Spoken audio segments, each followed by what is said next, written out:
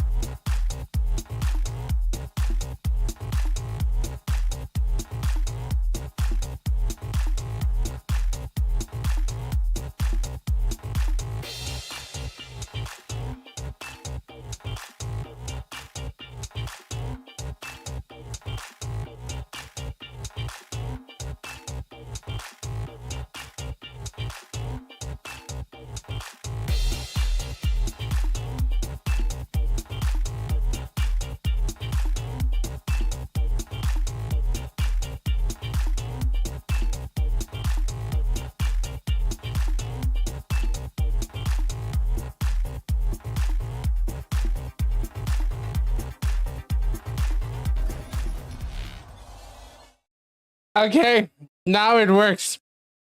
I should be here. Yes, there we are. Good evening. Good evening.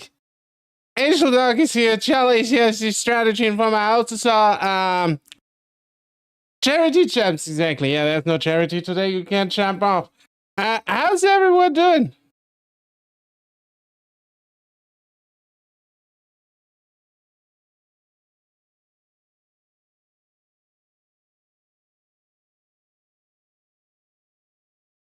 Got swole this morning.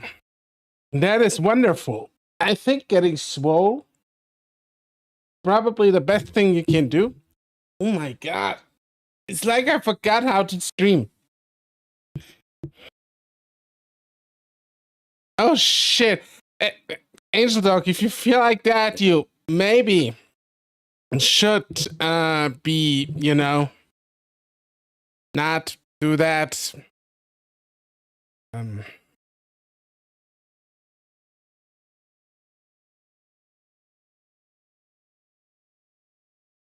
Okay. There we go. Ba-bum. It was leg day. Yeah, it was. Never skip leg day. Never skip leg day.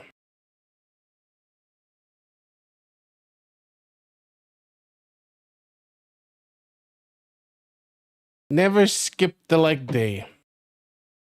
Okay. How about you make me your... What? I am a... Oh, come on. I am not a dork. Well, maybe. I know what you're alluring to. It could be that my prediction when I touched grass this week was slightly off by 2 days. And then I forgot to say anything about it because this week was like hell on earth. And it could have been that I didn't stream today because I was completely out of it. But see, the good part is, Angel Dog, you get your fix of echo today. I don't know if that's good. I don't know if that's bad, but you get it. I'm here. That's all that counts, right? It was the purpose.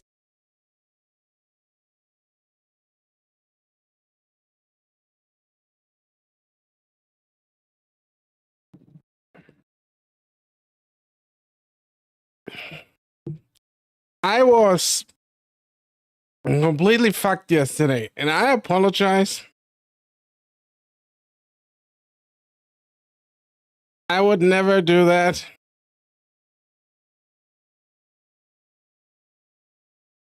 Either way, yeah, exactly.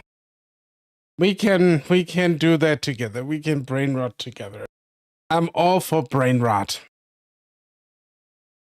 Jelly got swole this morning. Jelly went to see tigers. Know that.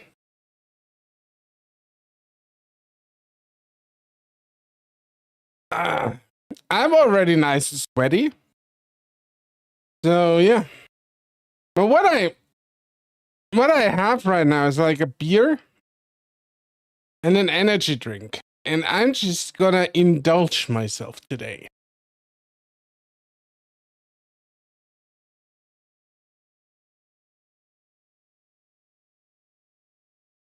That's for sure.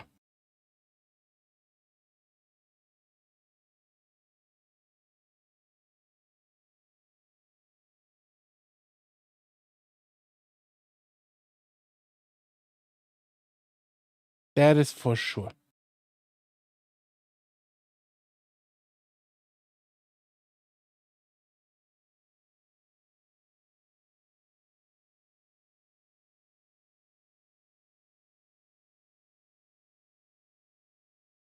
Oh, I just realized that the bitrate might be a little bit low. Better. You play Echo while drunk? I don't get drunk from one beer, no. It's just one beer. One beer. I heard you want to play Echo, so let's do this. Was not allowed to put... Not allowed to put... Oh, yeah, you the tiger. Yeah. You were not allowed to put the tiger in your book bag. That is true.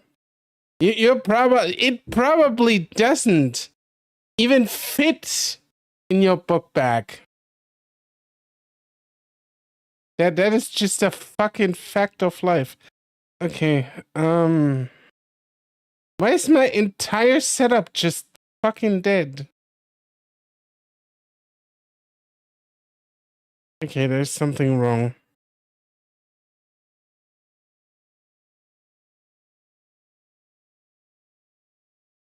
That's why. Okay, now it works. I don't know. My system breaks me at some point.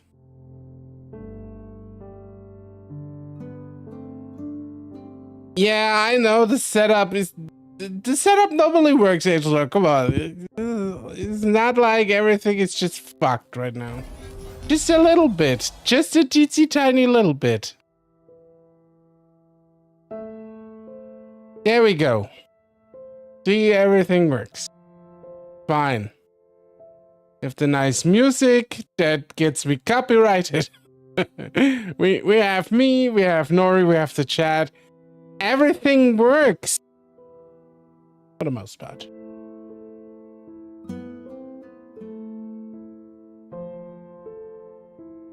Yeah, that too. That game is really fucked.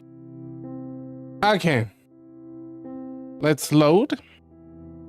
And I remember we were in that sex dungeon with this despair here. Ryan, I think was his name. It's been a while, so I might have forgotten names. But I still remember the ride, how we got here. And I think I'm about to get like involuntarily what do you say? Involuntarily slept with?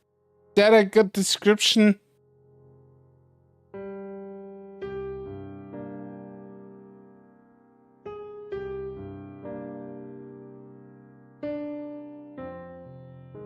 I went to sleep at the restaurant. I mean, we are at Brian's now, essentially. I tried to run out the kitchen.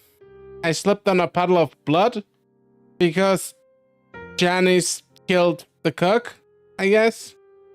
That's something that happened. And now I am here in Brian's torture chamber.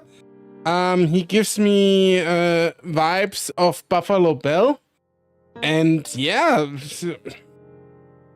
I think Clint was already here and seen me. So I think Clint is the hero that I don't deserve because he's gonna rescue me.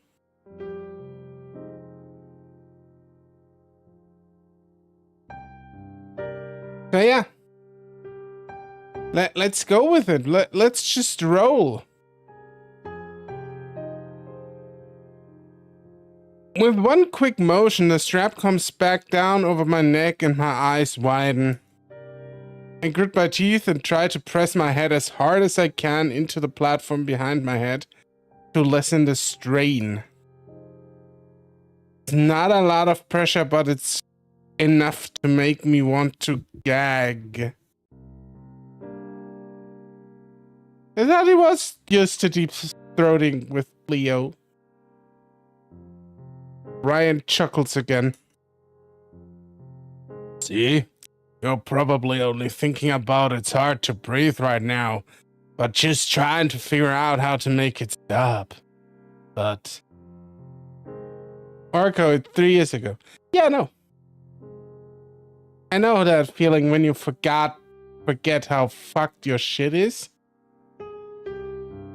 So...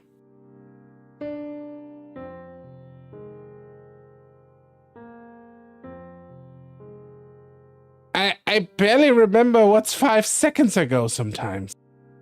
So I feel you there, Angel Dog.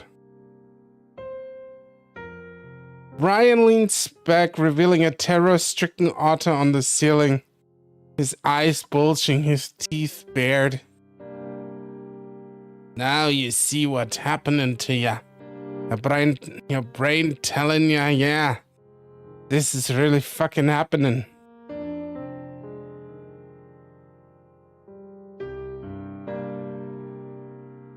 People, Angel Dog, will simp for anyone.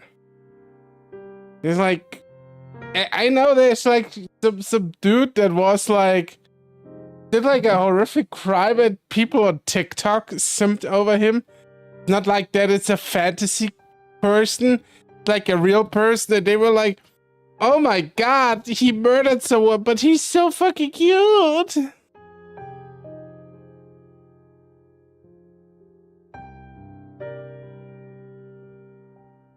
The leather squeaks a little as he pulls it down tighter.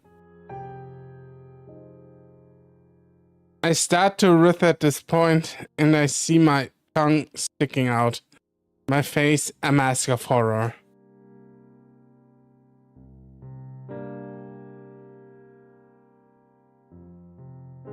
You feel more? That's what it's like. Ryan comes back into my vision. His expression is different. He's really searching my face now. Like he's looking for something. Maybe you like it too. Finally, with a squeak of leather, Ryan lets go and I finally gasp hungrily for air. Ryan is a bit of a kinky fuck, isn't he? He's like into breath play and shit.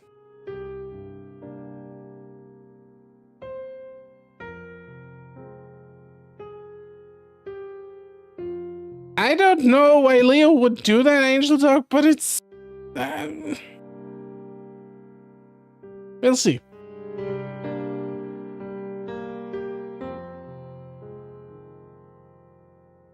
Ryan pets my head while I cough, inhaling shakily. Don't exaggerate, that wasn't nothing. That was nothing? What?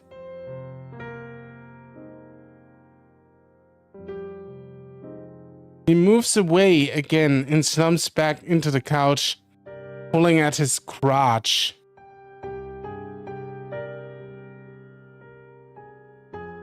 Yeah, buddy, Clint, it gets way worse. Oh, your buddy Clint gets away worse. Oh no, poor Clint. Clint, look, Clint smokes crack and is into and has to do involuntary breath play with the beer. Jesus Christ. Clint doesn't have brain cells left. Brian is the Dark Souls end boss of BDSM.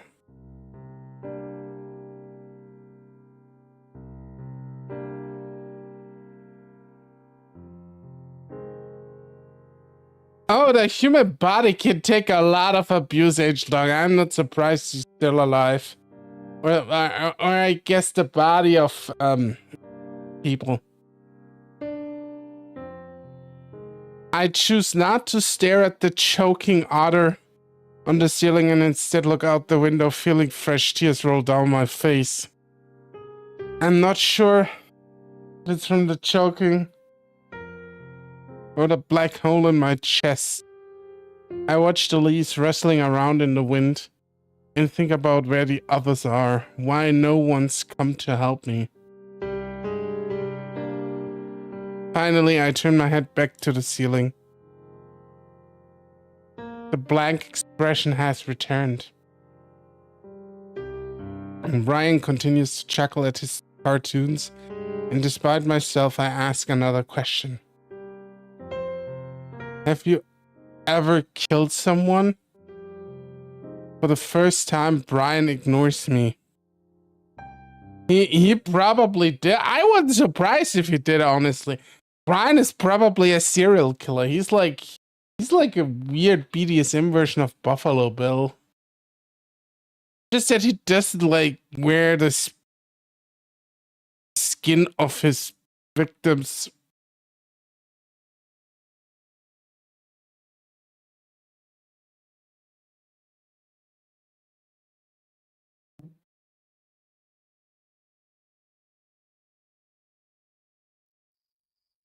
I stare into the darkness, the only faint source of light coming from the moonlit leaves through the window.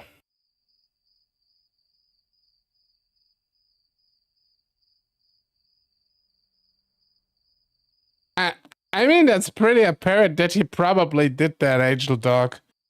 That chance is pretty high, if you ask me. I stare into the darkness, the only faint source of light coming from the moonlit leaves through the window. It's been less than 24 hours since I'd been kidnapped. Still, it makes no sense. Someone hasn't found me. Is what Duke said about the town true? I wonder what Leo doing right now. If he's going through, it's just as bad. I doubt it. At least Duke seems slightly less unhinged. I give a soft, trembling sigh. My head still throbbing from the day's events. The sonorous snoring from Brian is literally shaking the platform I'm on. And though I drifted off a few times, I can't sleep.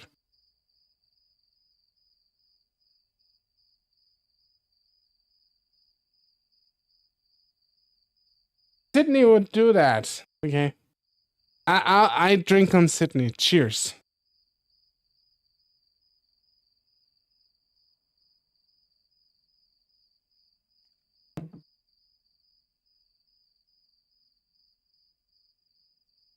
I shift around on the contraption for a while, for what it feels like the 100th time trying to get comfortable.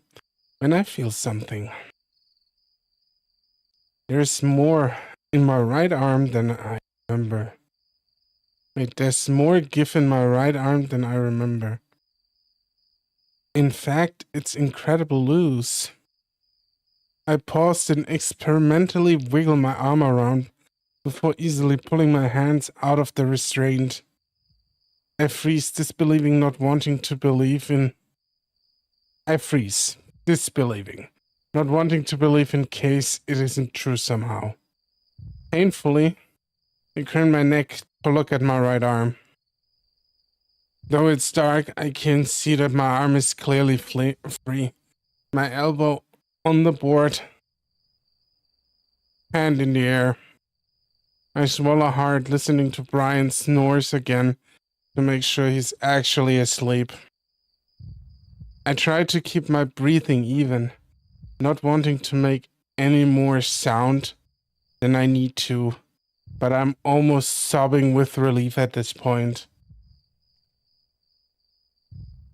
Now I'm able to partially sit up and make short work of the left arm restraint.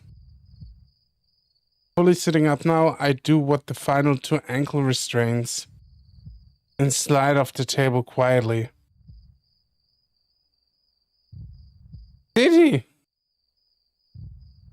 In a row. Leo probably did. Leo is a kinky fuck. I know he does that. Brian is still snoring at full volume, and it covers up what little sound I make. Making my way over the messy floor, I find the steps and try not to stumble down them to open the door. Incredibly, there's no squeaking or rattling. As I do, and before I know it, I'm outside in the cool air. I run through the woods and onto the road, sobbing with joy. Now as I see Leo's house. The lights are on, and as I'm running towards it, I think I can see Carl's horn through the window. But this is a dream. This is not happening, really. He's dreaming.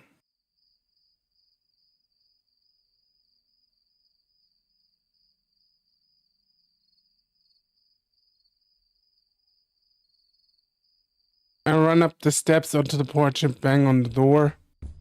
Leo, Carl!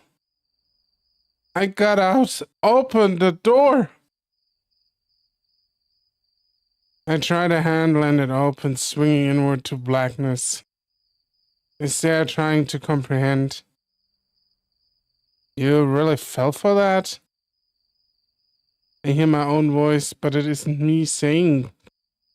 But it isn't me that said it.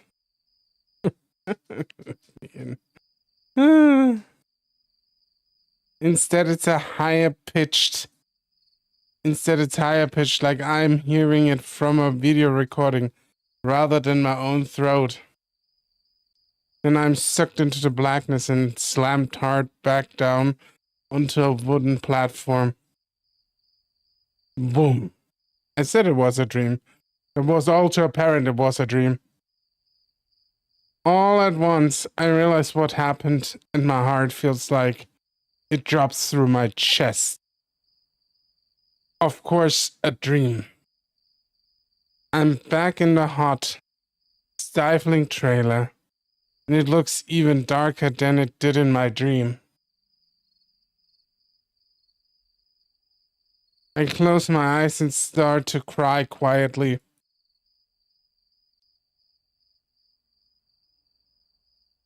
It feels like I've just found out that I'm locked up in a psycho's trailer all over again. Oh no! Not the psycho! I turn my head and look out the window above Brian, longing for some daylight.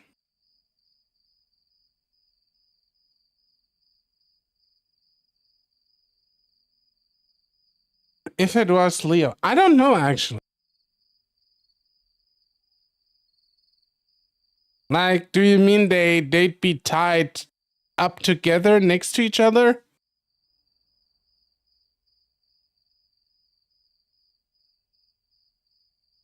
Or that Leo is the one who tied up Chase?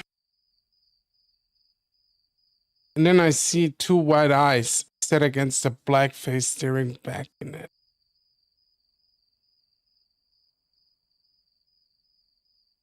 I mean, it wouldn't change much, I guess. I think Leo would take much more advantage of the situation, I guess, which he absolutely shouldn't. I jump. What the fuck? Am I still dreaming? Hey, Wildfire, what's up? And I see two beige-colored ears above the head. What's up?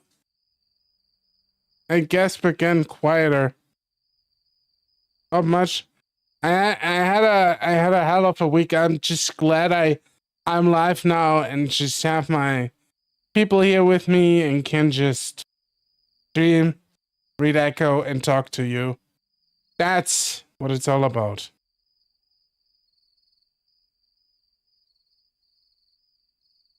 I'm overcome with relief once again. But the fear that I'm still dreaming is almost overpowering it. I wave my left arm as much as I can, but I'm not sure he can see it. I realize that none of the light from the window is falling on me. Pizza moves to the side, then back again, squinting, clearly trying to see inside. I think making a noise, calling out his name, but I have no idea how deep of a sleeper Brian is. As if on cue, Brian gives a louder snore and rolls over. Pizza seems to have heard it, his big ears perking before he ducks down.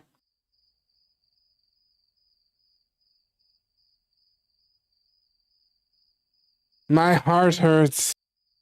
Just losing sight of him and I strain at my bonds. Brian seems to be waking up though, mumbling something in his sleep. No, so you're not dead. No, we are not dead. Not yet, at least.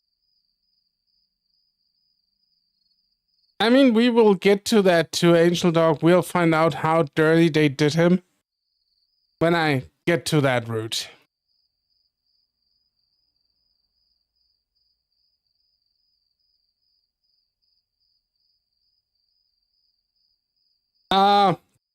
It's called Echo John, and it's actually a psychological horror game. It's actually not that bad. We are currently trapped in somebody's BDSM dungeon, more or less, and apparently other people are coming up now to free us. It's actually pretty good. Not. I'm looking at that, and I'm horrified. The writing is good. I will stand by that. I like the writing so far.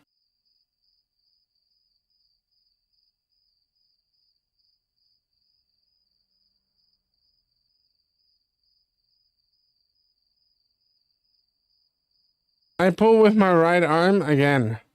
In case my dream had been on something, it doesn't budge.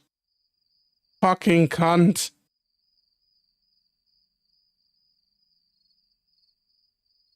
Brian's really starting to kick around now. Massive form rolling over onto his stomach, rubbing his face into the pillow. He starts to make loud gasping sounds and he gets to his knees on the bed. Back off! He holds his hand up, snarling. You're dead! You're dead! I wouldn't. I would just cross out the teddy in your sentence, Wildfire, and then you got the most accurate description. A very nightmaric bear. He has no teddy qualities whatsoever. He is an unabashed psycho, and I hope he dies. Stare at him, almost forgetting about Kutsu. His eyes are open and they snap to me, his hands still out.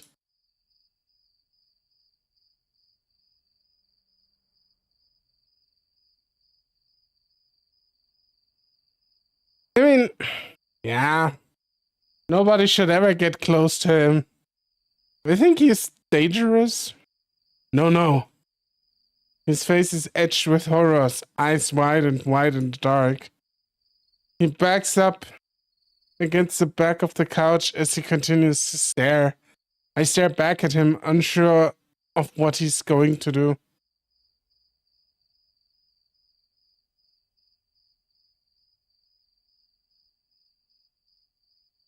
After about 10 seconds, his expression starts to melt from horror to confusion. I continue to stare back, bracing for another explosion from him, for whatever reason. His shoulder droop again, and he frowns at me. What? Did you see her?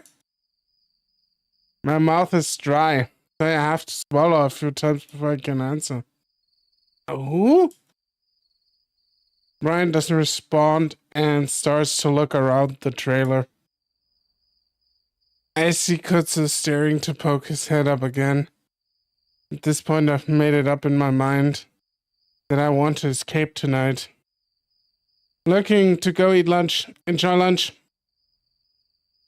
Jelly, enjoy the lunch. I'm not going to spend another minute with this maniac. Making a decision that could mean life or death so suddenly is terrifying and exhilarating. Both at the same time. Yes.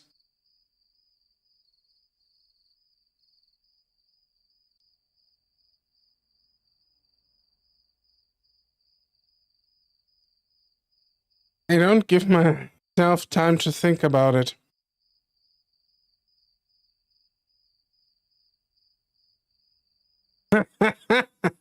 Are you sure, Hellfire, that this was relaxing? I think not, but that might be just me. I think being strung up on some psycho's BDSM torture device is not that relaxing. Brian. He doesn't answer. Starting to get up and look around. Brian, I have to go to the bathroom. Brian sighs as he flips on the light. Kutsu drops out of view again. Brian heaves a huge sigh before turning to the counter. He reaches for a pan and dumps out some murky water into the... Oh no. Oh no. Oh. I wrinkle my nose. He shrugs at me. What? This'll do? No, I have to use your toilet. My stomach is feeling really bad right now. And Brian turns and really looks at me. Like what? You gotta puke? I shift on the platform. No, I think I have diarrhea. Brian pulls a look of extreme disgust, which is kind of funny for someone who apparently never showers. It's me. That is just me.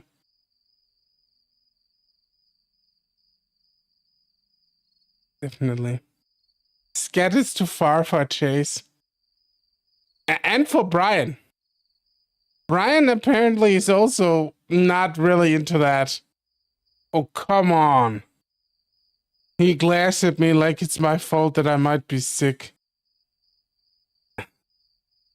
Brian does have standards.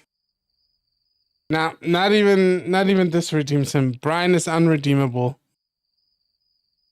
At least for now. He looks around a while, then back down at the pan. The bear seems to quickly disregard that idea and sets it back on the counter. I mean, you could have just stuffed it under his ass and tell him to let it run, you know? That's how they do it in hospitals.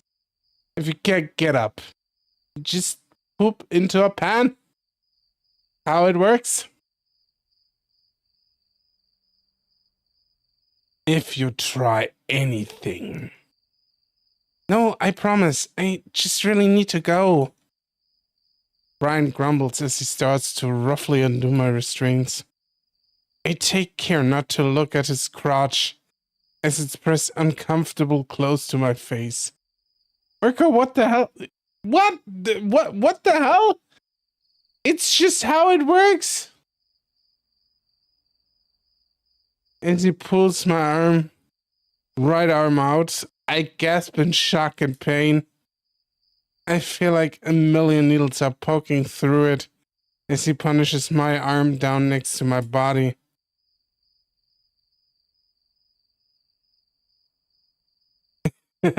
Yeah, that is actually true. That I can't argue with that. It is unabashedly a meth house and not a hospital, but that's still how it works in a hospital, you know. And that doesn't mean we cannot turn the meth house into a hospital, at least temporary. Wait, can we do that?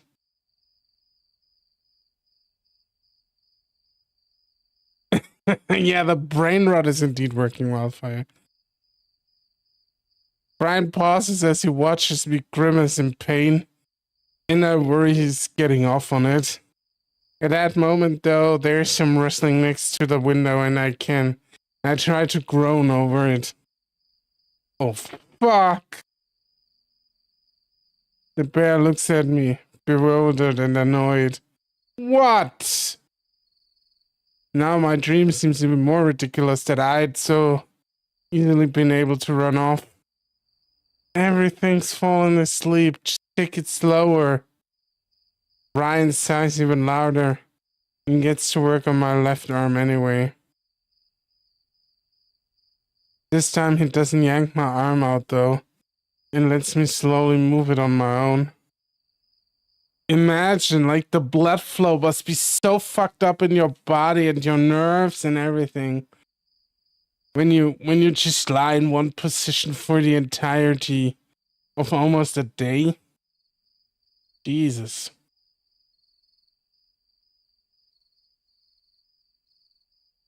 Yeah, Wildfire is correct. An asylum. I was about to say the same.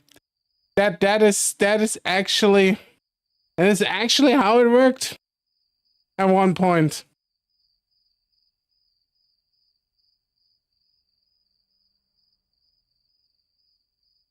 It's not nearly as bad as my right arm, which is still violently tingling, but I have to grit my teeth as I move it to rest my chest. Angel Dog, you're free, of course, to doubt it, but I would just look like into the history of American asylums and see how fucked up shit was there, or just in general mental health care back like almost just like 50 or even like 60 years ago. People fucking got a Nobel Prize for inventing the fucking lobotomy. One of the fucking worst things they ever did to other human beings. Yeah, that is also true, Wildfire. When you were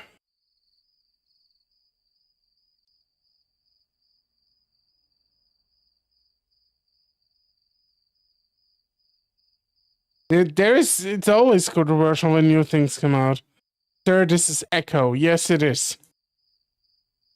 Luckily, my legs are fine and I'm able to move them easily after Brian takes them out.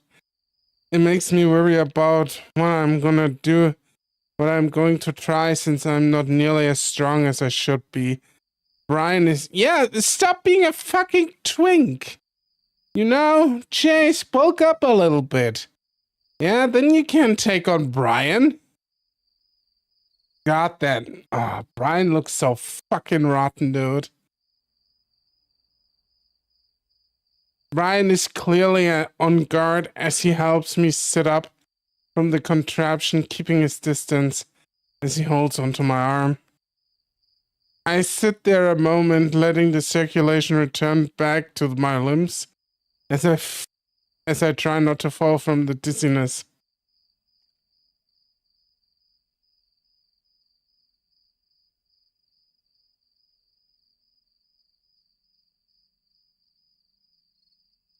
Is Brian a feeder? That is a good question. I think he could be. He's somebody who wants to ruin other people. But still, Chase needs to stop being a twink.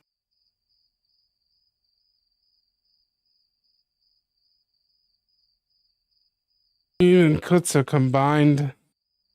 I mean, I think 2 people could take him on at least.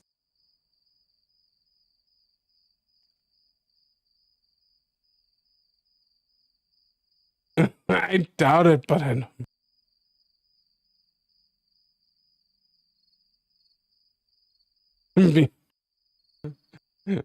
Probably. Being a twink is probably good for his survivability right now, because Brian takes him less seriously as a threat. I realize that this is the moment I have to make my move.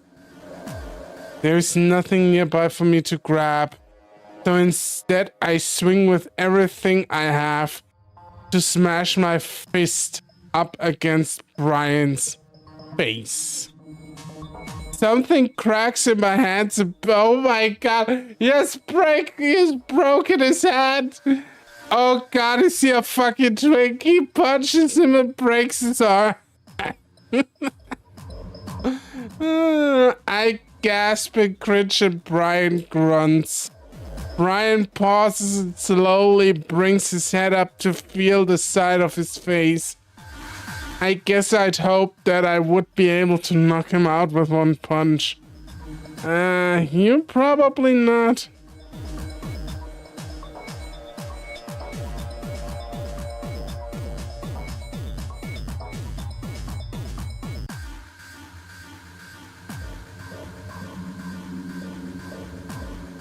Punches you. Yeah, exactly, and then he punches him. Brian just seems stunned though, and that's all I need. As I can take a huge breath and scream as loud as I can. Oh my...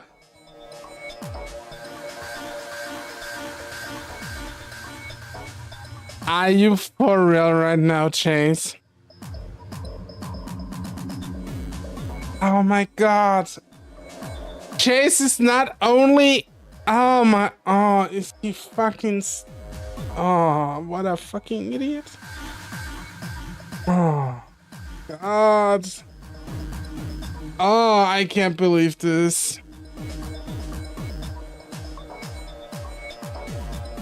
I'm just baffled right now how stupid Chase is. Why are you yelling his name? Run out of the trailer and try to get away. Yeah, exactly, Wildfire. The element of surprise is gone. And Brian is angry. And no, Angel Doctor, it's not a distraction. He already distracted him by punching him. Run out the fucking door and get to Kutsu and then try to get away together.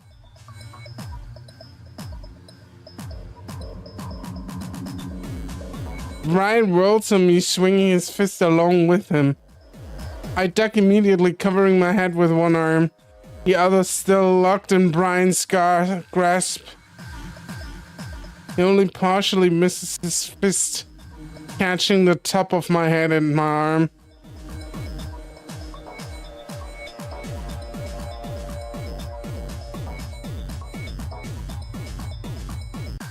Jump out of the window!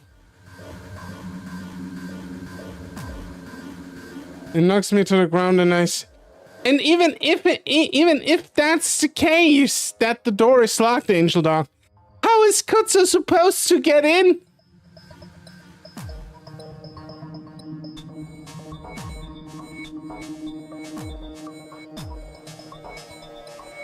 Yeah, exactly. That's the other thing. I don't have long to collect myself because Brian is pulling a foot back to kick me. Shut up!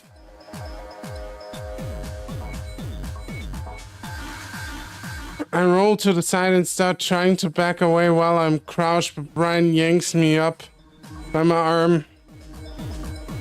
My head jerking back with force.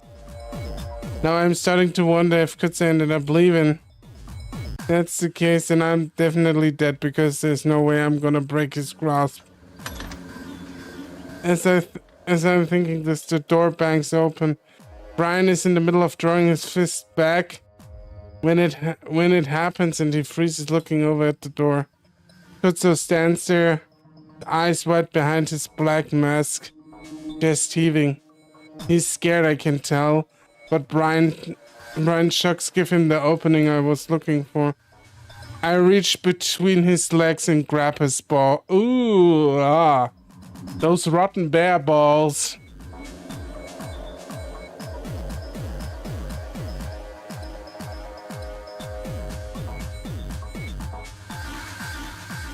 Clint can see us his first floor. Yeah, Leo is freaking out because he called after Kutza, not after Leo. But Leo is still... Oh, the comment was deleted. Which comment? Oh. YouTube probably again on that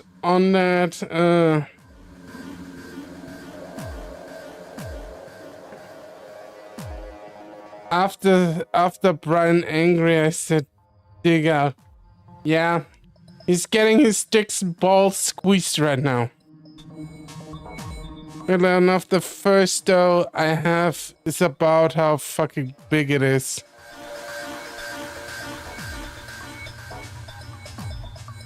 It takes both my hands to wrap it around it fully. When I do, I twist and yank down as hard as I can. Ah, I pour out my fear and anger into the text, snarling as I do. Oh no! Oh, this is. Oh my! You're trying to hurt him, please, not please him.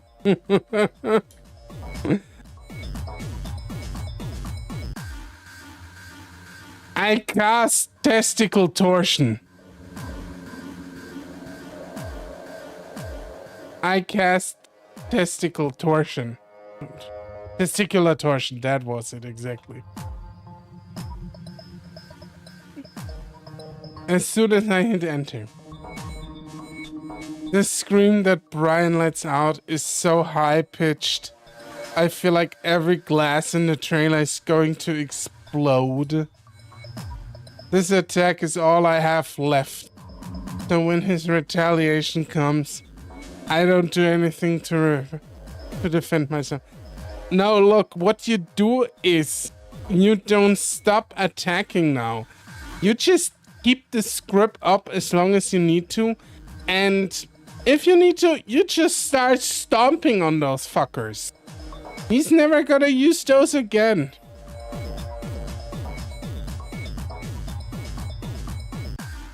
Luckily, it's not a punch or a kick, but rather he grabs the fur on the back of my head, along with my shirt, and tries to pull me back. My face stretches back as I stubbornly hold on, and just yank down even harder.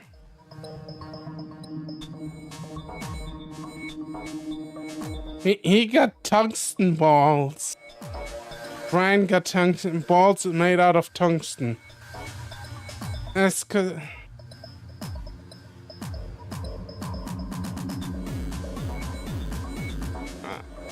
the special move called circumcision.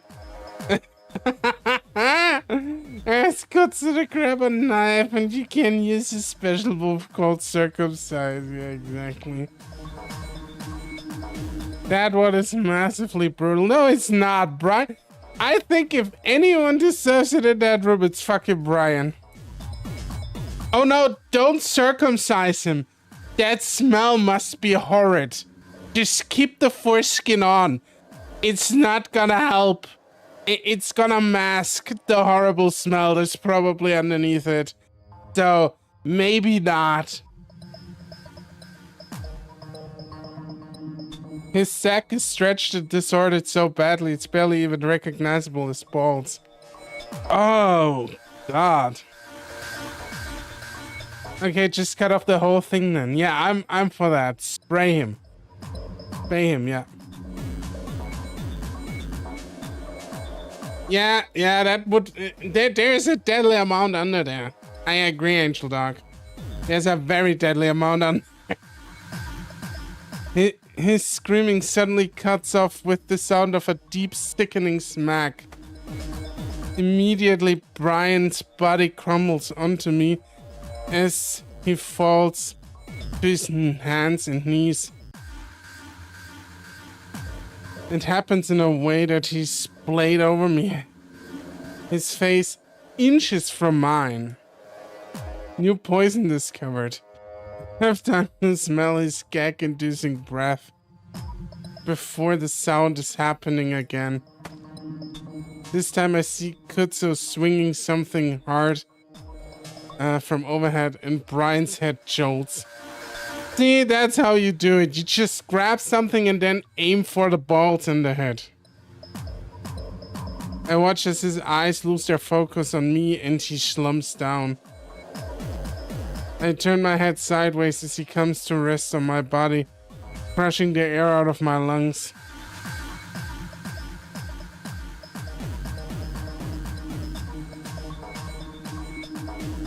All of these lines in another context are romantic. Not all, but both.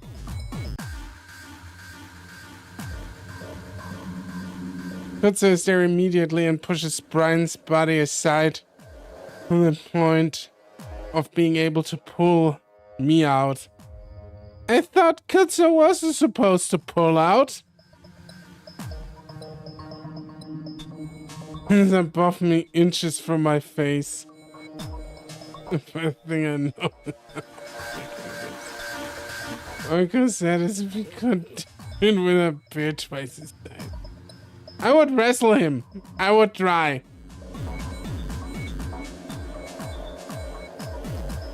Balls. He pulls me into a sitting position next to him. Are you okay? I'm channeling my best Terry Bogard. Are you okay? Buster Wolf. Adrenaline is a powerful thing, bears are too. Definitely. They should keep hitting the head. He's shaking and I can hear his ragged breath in my ear. In the contrast between being engulfed in Brian's stench, the smelling Kutsu's shampooed fur and peppermint breath is striking. I can't speak and instead I lean against Kutsu and wrap my arms around him as I sob. Kutsu holds me as he looks over. Can you walk? I nod silently as I press my face into his fur on his shoulder. Alright, come on, we can't stay here. He stands slowly, keeping me in the embrace as he guides me towards the door. I don't remember much about the walk back to Kutsu's house aside from tilted flashes of dirt and sagebrush. It's dark and hot and my shirt immediately starts to stick to my sweaty fur. My legs are so numb that I don't even know if I'm moving them right. Kutsu has to hold onto me the entire way so I don't fall over. Crickets chirp all around us, but every few minutes I hear shouting and screams in the distance. I try to look over my shoulder to see if Brian is coming after us, but Kutsu grunts and tells me to keep watching my step. Some circulation has returned to my legs and I'm able to at least match Kutsu's stride over the uneven dirt road. Still, it feels like 1,000 needles are stabbing up my feet and legs in waves with every step I take.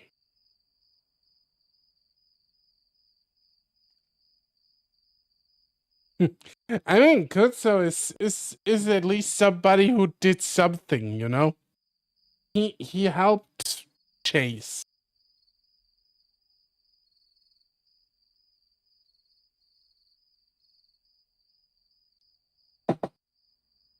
You know what I would fucking laugh at?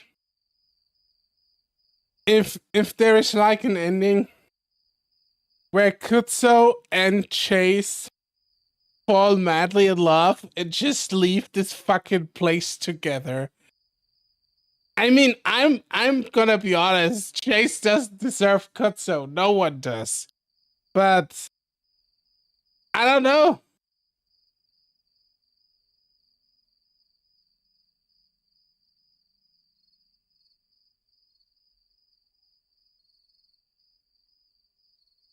Angel Dog.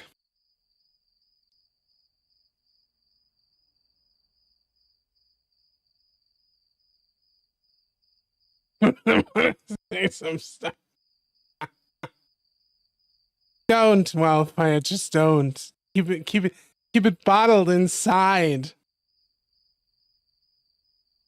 I'm genuinely afraid that I'm going to wake up in a second and find myself still stuck in Brian. I'm holding myself back. Guys, just keep it bottled up, okay?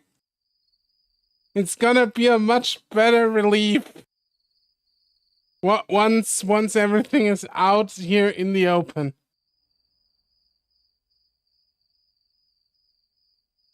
None of this seems real. I'm still watching my feet and the ground so I don't notice Kutzo's house until I almost kicked the bottom step of his rusty trailer.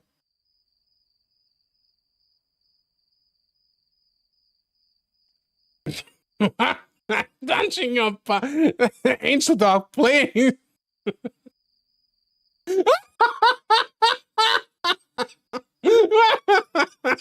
This is the worst. Oh God.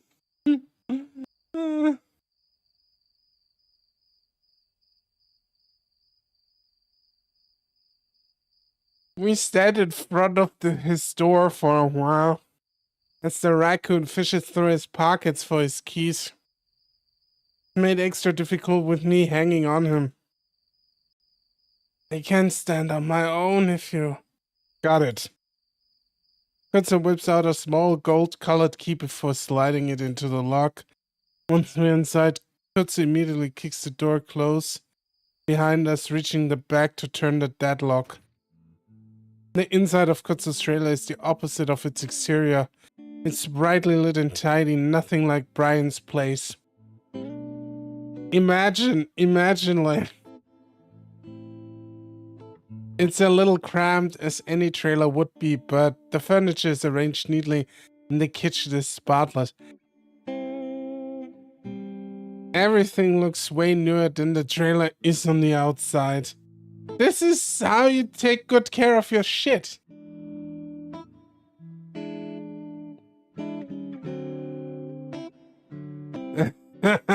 So we feel better, sure. Oh, you two are fucking crazy. I imagine the raccoon did a lot of the work to get it to look like this.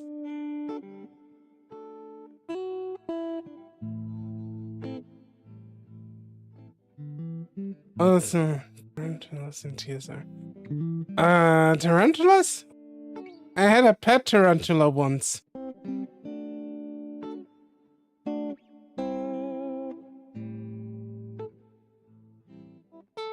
Kutzo quickly guides me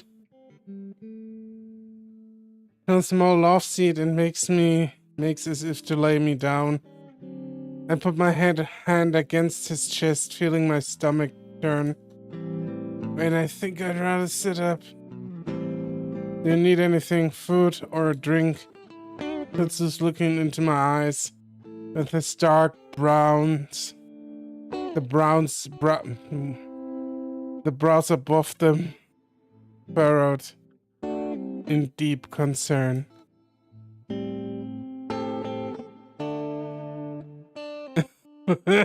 Okay. You can't you can't throw me off track. I nod slowly as not to upset my stomach again. Just water, please. Sure. I think the most important thing Chase needs right now is a shower. Because that's what I would have wanted. A shower. After being stuck in that trailer with Brian for that amount of time.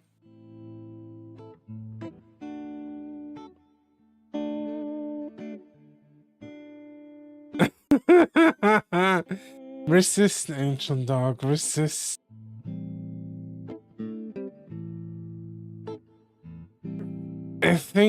I feel like getting out of Echo would be the healthiest thing first and foremost. I will agree with that.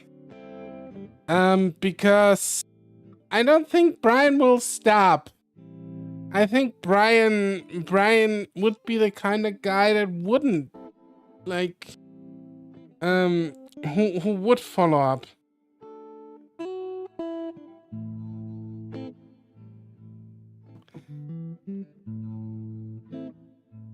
I'm not tired at all, but I feel numb.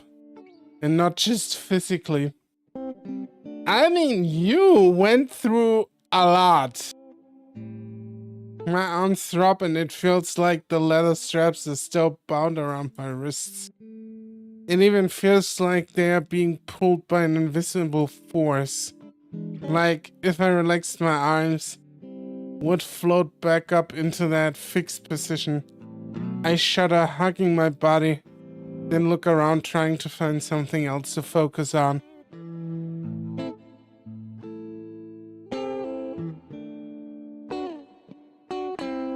I don't think there's police in Echo Wildfire. I said that already, but I don't think there's anything resembling a police force here. And if there is, they probably smoke meth too. I shudder, hugging my body, then look around trying to find something else to focus on. A grouping of 3 picture frames on a small side table next to the love seat catches my attention. From where I'm sitting, I can see Kutsu in one of them, beaming at the camera. Actually kind of weird to see him smiling like that. There's an arm around his neck and I start to lean over a bit to see who it is. Here. Kutsu appears in front of me, holding out a glass of water. I straighten back up against the cushions. Once I take the glass, he holds out his other hand, with 2 white pills resting in the black pad of his palm.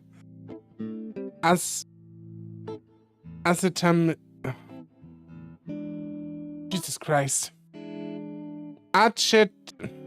I don't even try. If you're in pain.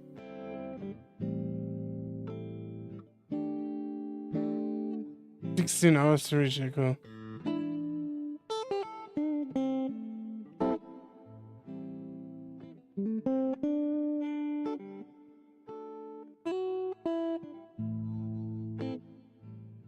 I don't know, maybe they do that, Angel Dog? I could see them doing it. I'm not sure. Kutsu is still not readable enough for me. But like I said earlier, I wouldn't be surprised if they two like end up and like leave this town together. I wouldn't be surprised.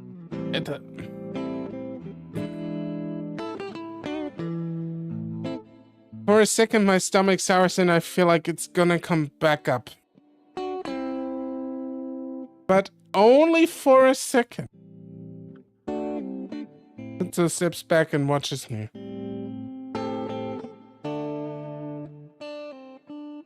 Even though his face maintains its stoic, almost glare, I see his hands fidgeting together in front of his stomach.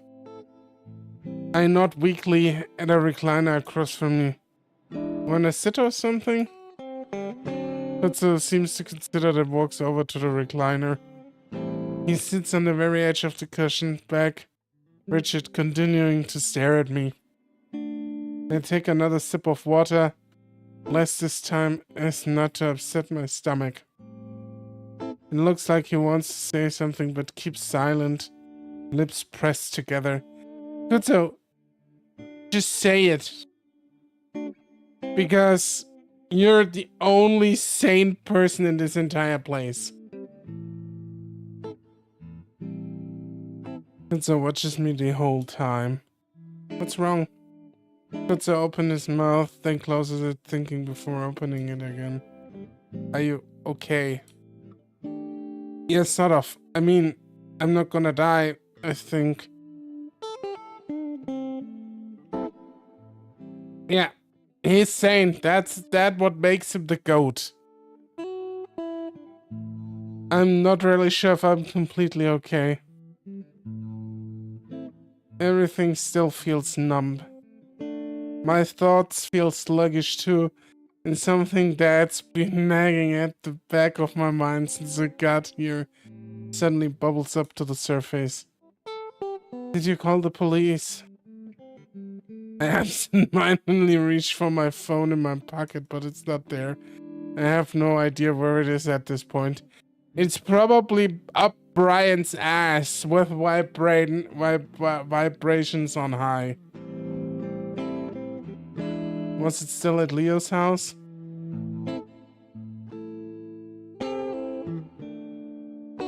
Yeah, exactly. He knows Leo.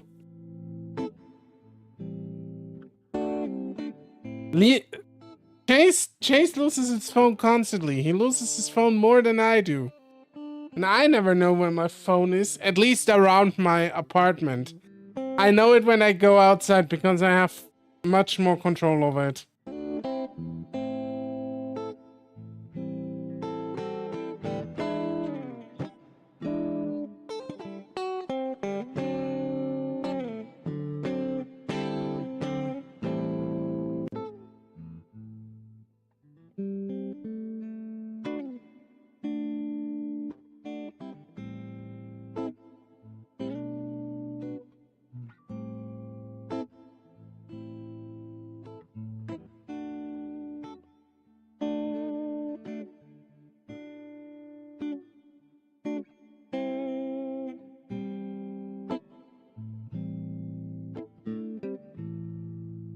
You guys are wild.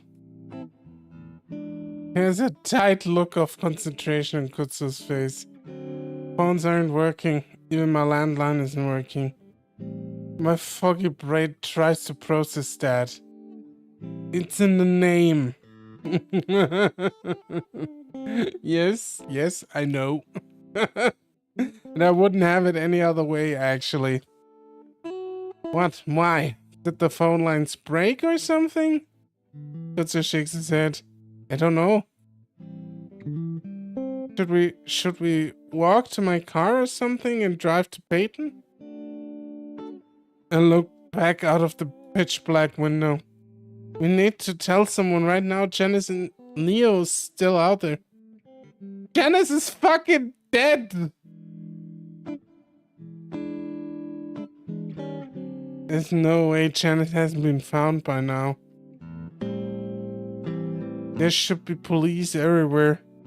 I mean, yeah, seeing it like this, her body is still out there.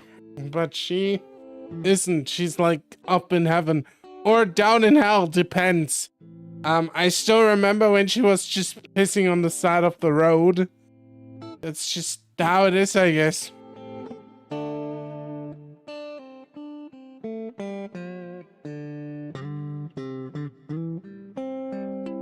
The question if the raccoon man wants that. Where are the cops? Where are the cops? Came back to Kutsu feeling sick again. Kutsu doesn't say anything. He's got a strange look on his face, like he's trying to figure out how to tell me something. Finally, he stands up. I'll figure something out. Listen, I think you need to get some rest. Frown. But I need to get someone out here. What if Brian comes after me? I shrink in myself. I shrink in on myself. At the thought, feeling goosebumps rubbed over my arms. Kutsu steps closer to me and awkwardly reaches out to put her hand on my shoulder. You'll You'll be fine. Do you want to lay down in my bed? Oh, yeah. Now we are getting somewhere.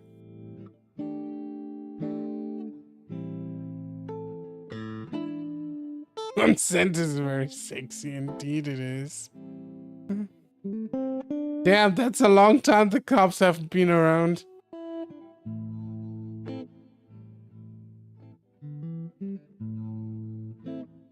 Leo walks in. If Leo walks into the scene, we have a battle between Kutzo and Leo, and I'm gonna be one hell, and I'm gonna be extra sure that Kutzo would beat the shit out of Leo. It's a water bed. Kutzo adds if that makes the offer more tempting. He thinks, "You're hungry? I have some muffins. Might help you to..." Oh, he has some muffins that...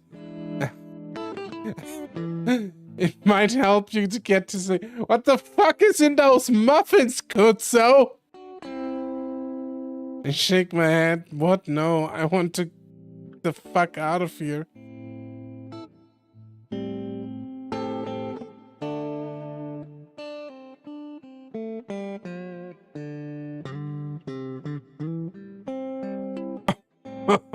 Angel Dog is like, yeah, no, I'm not into consent. Oh, shit.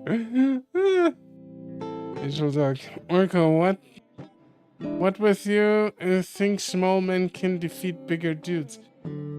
I think that smaller guys are somewhat or can be capable of doing that if they are trained. And maybe it's just the wrong impression, but I feel like Kutzo is somehow trained in fighting.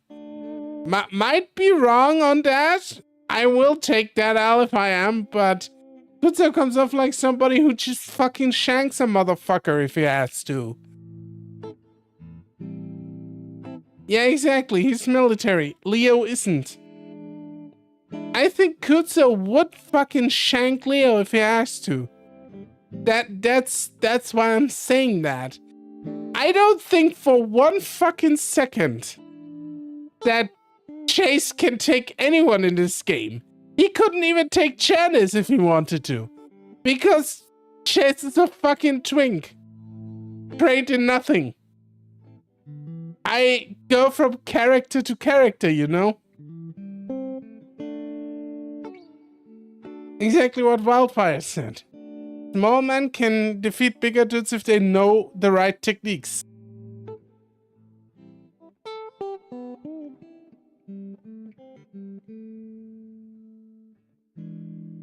Here is the case because it's stuff to be violent only. I mean, that could be also the case, but I still think if push comes to shove, Kutzo would win. A loud pop makes me jump up and I stand. I'm not sure what about Tanu, but Kutzo reaches out gently to hold on to me before pulling me back from the window. Faintly I can hear some dude shouting outside, but it's far away. What was that? Is someone shooting? I look at Kutzo, starting to feel desperate. He puts an arm around me, at the same time moving towards the end of the trailer where the big bed is tucked in. I don't know. A lot of things are happening right now.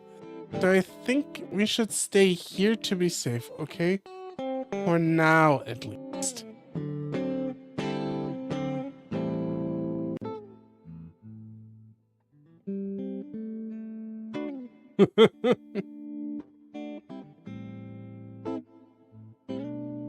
Listen.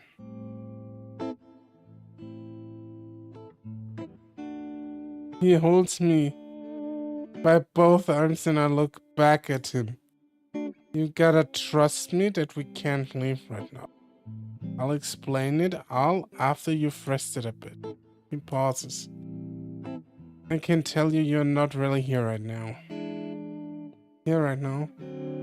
You'll feel better once you wake up, alright? Hug and sob. Oh my god. Please hold me and close and tell me everything is fine. You two are wild. If I sleep, I don't have to think. Just blank my mind and rest. My head is buzzing, and I feel like laying down might straighten things out. I think laying some pipe might straighten things out. Well, in this case, gay things out, because there's nothing straight about laying pipe between those two. But that doesn't matter. Hi, Orko. How is my favorite orc in the world? I'm good. How are you, Charlotte?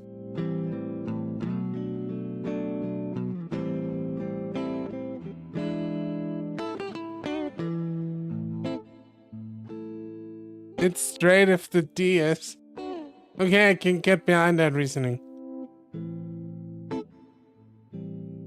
I think it probably smells a lot better than Brian's bed, Angel Dog.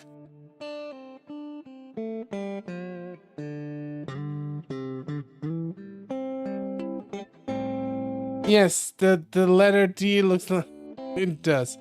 It does, but it needs like a B at the same. It needs like on the other side. Then we have like a full D.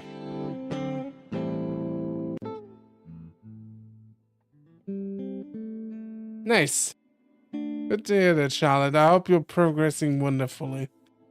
Absolutely. Yeah, definitely.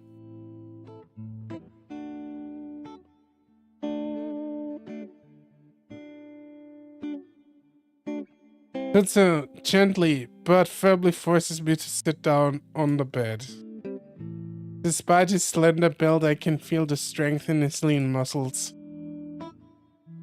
But what about Brian and Duke? Kutsu slowly pushes me back down onto the bed, the water underneath the surface sloshing faintly. I haven't been on an actual waterbed for years. Carl used to have one. Where's Carl? Where is everyone?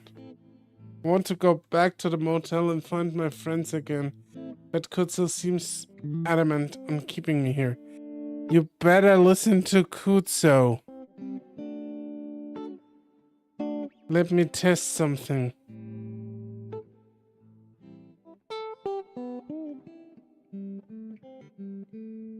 I got Leo's gun.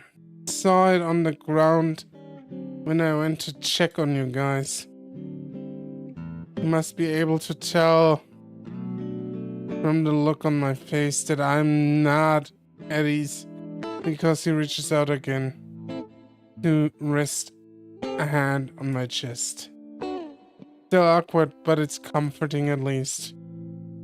You got this. Everyone got it. I'll be here all night, nothing's gonna happen.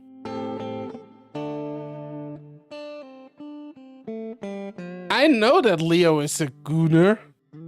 Leo is the worst gooner.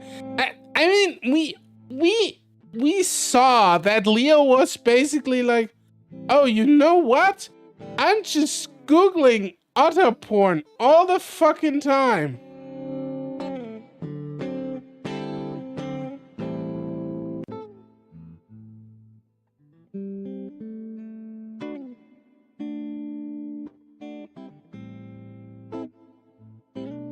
Oh boy. That bit. I'll find out. That makes me feel a bit better. At least well enough to maybe get some sleep. Okay. I stare at the ceiling as I lay back. I still feel numb, but in a way that helps me blank my mind. In what feels like less than a minute, I pass out. Jesus, he must have been really tired. I feel like I keep walking along the train tracks. I'll be able to find my way out of here. I feel like those train tracks go in circles.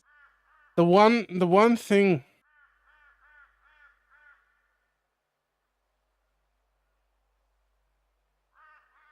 The one thing that this town is cursed. It's so cursed. And I do feel like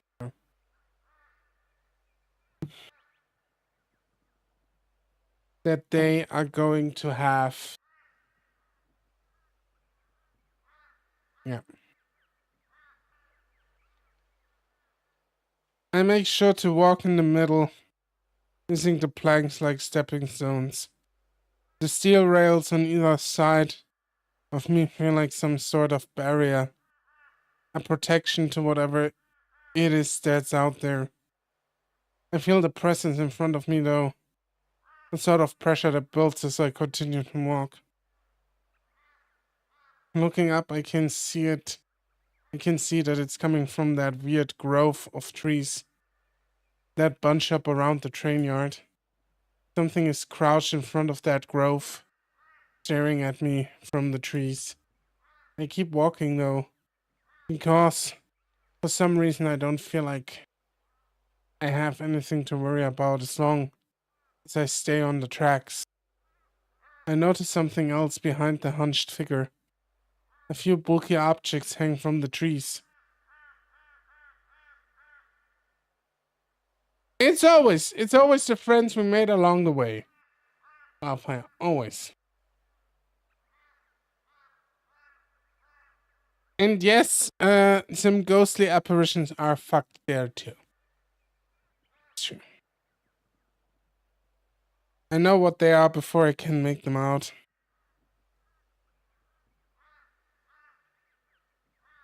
I don't know. I don't know, Angel Dog. We'll find out. Maybe they are, maybe they aren't. I keep staring at them as I draw closer. Ignore the thing that's watching me as I do, hearing it breathe as I pass it. Now I can see there are several bodies hanging from the trees. That sounds like not fun. Oh, wildfire and sleep. I actually didn't catch that message this time. They're of all shapes and species. Some hang by their necks, other by their wrist or ankle. Oh, before I forget it. By the way, just to announce it here on stream because YouTube says I should do that. We are partner now. We have unlocked fan funding. Fan funding means you can like buy channel memberships, you can send super chats, you can do all the things if you want to. I don't need you doing it. Just say the option exists. I need to see how I do the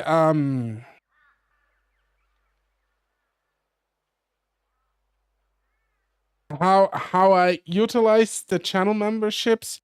Probably giving you access to early videos. At the moment, it's not a lot that you get, but I will add to it. But we have 2 exclusive shorts, member exclusive shorts now. So there is that. They're kind of funny.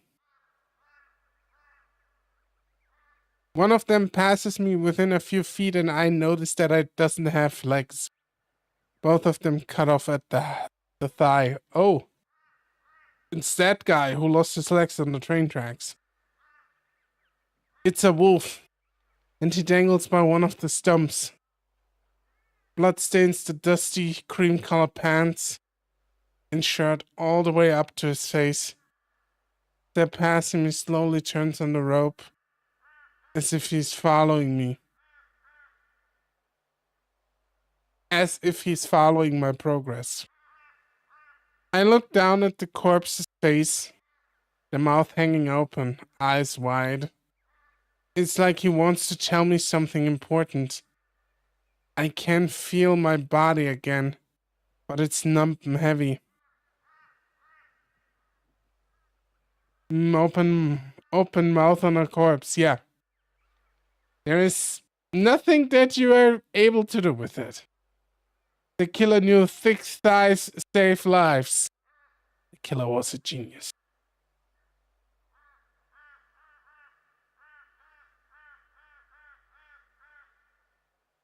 I open my eyes and see the beige ceiling of Kutsu's trailer. I flick my eyes to the right and I see Kutsu there, but only his black. He seems frozen, like he's in a photo. He's not even breathing.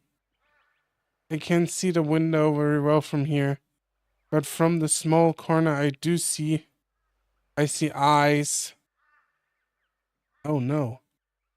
Being watched. How are you doing, Swedish War Goat? What's up, man? Thank you for coming in. When I wake up, Kutsu is next to me in the bed. His back to me, one of his ears folded under his head. Haven't been with Leo for a few years. I know that can be pretty painful when you wake up.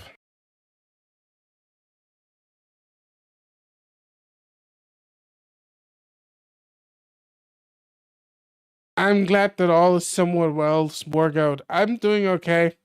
Had a bit of a rough week, but as I said earlier, I'm just glad I can stream now, be with you guys, and just having a good time. And yeah, reading through this visual novel. I really like this one. A lot of fun.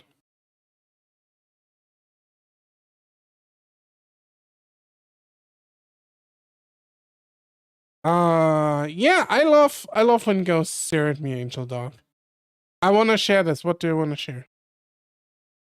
So I reached out.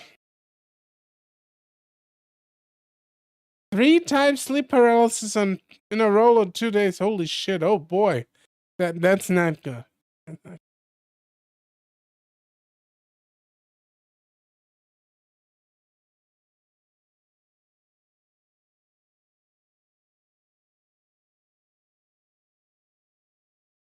So I reach out and try to slowly adjust Kutsu's ear from under his head, but he immediately wakes up. Immediately, he wakes up, makes a funny snorting sound before suddenly checking up halfway off the bed, looking back at me.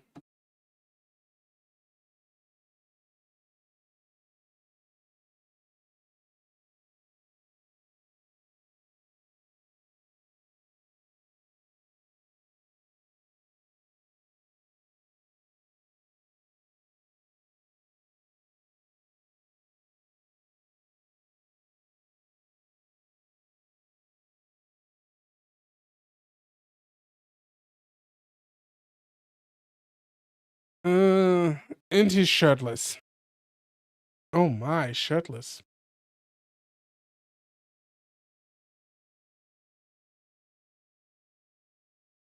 Yeah, sleep paralysis fucking sucks, Angel Dog, especially if you get it like 3 times in a night. That must fucking suck, doodle donkey butter dick. He makes a funny snorting sound before suddenly jerking up halfway off the bed, looking back at me. I'm gonna tell you, these two end up together. This is like the first hint. I'm convinced. I smile sheepishly. Sorry, I was trying to fix her ear. Kutsu reaches up, poking at the ear.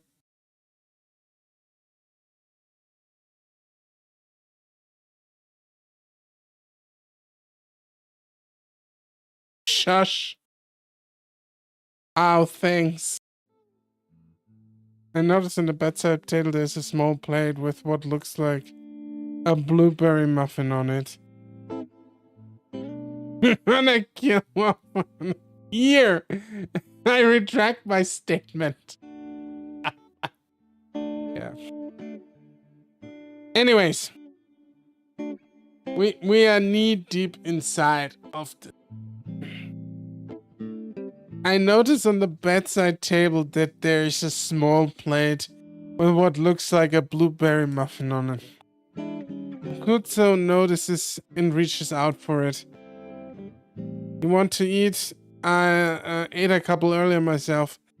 I didn't realize how hungry I was. Muffin.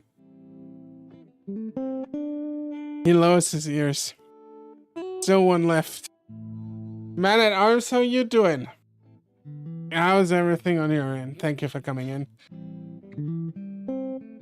Still one left though. Virgin. Wildfire, that was a good one.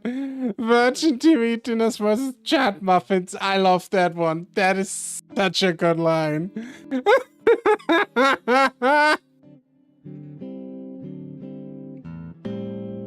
That is such a good line. Like, my stomach has settled for the most part, so I take the plate from him. Thanks. Still dark outside from what I can see. Did we sleep through the whole day? I realize that I've completely lost track of time. What? What does line mean? I bet he doesn't have 3 holes in his walls. I bet he also doesn't have a Google search where you just find otter on wolf on otter porn. Happy to catch the show. How are you this weekend? I'm good. I have like the worst week behind me imaginable, but I'm happy to be here and just like having the show this week. Because last week I was out to touch grass. I watched Deadpool last week. Deadpool and Wolverine. If anybody's interested in watching that, I liked it for the fan service a lot. It's got good fan service. It's better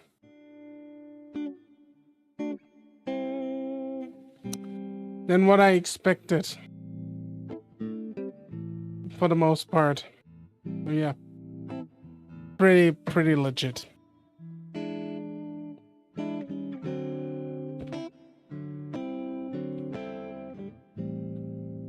Would be very creepy if you had that though.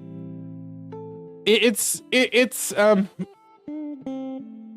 what the line means, Angel Dog. It's a very well applied meme here for the situation from Wildfire.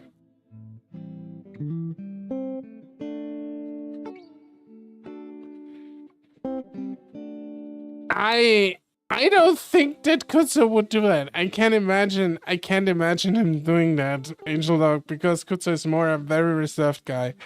And he's also sane. I'm questioning what is TV dinner. TV dinner is like you get these like shitty dinners where you got some meat, some carbs like mashed potatoes or something, and then some veggies, and then you throw it into the microwave, microwave it, and then sit down to eat it in front of the TV. It's supposed to be an entire dinner that you can eat in front of the TV. You know, it's what Leo and Chase were eating, the microwavable meals, exactly. Deadpool and Wolverine looks like fun. I might even consider going to the theater for this. Been a while. I think if you can do it, you should. And avoid spoilers because the movie lives mostly from the surprises. And from the... I won't say cameos, but from the actors they brought back for the movie. I realized that I've completely lost track of time. What time is it? Kutsu reaches over at the bedside table, grabbing his phone. 2:30 in the morning. I rub my face. Did we sleep through the day or something? No. We were asleep for like 2 hours. Really? I felt like it had been days since what happened at Brian's trailer. Yeah, I found you at around midnight.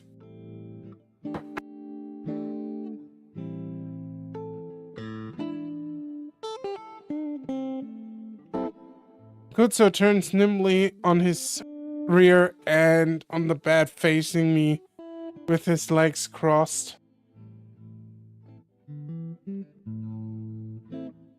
I think the only thing that we want to see here is the dicks crossed. How are you feeling? I'm okay. Kutzo gives me a long, hard look. Again, he has the expression of wanting to say something, but he's holding back. What is it? I misread it as Kutzo turn.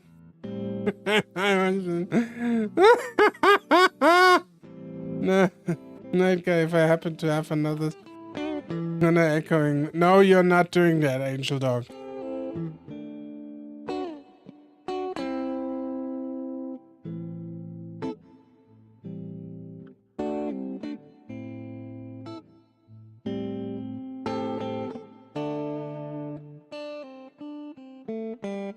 Kutzo lets out a breath. Listen. I'm not gonna ask what happened with Brian, but if you ever want to talk about it.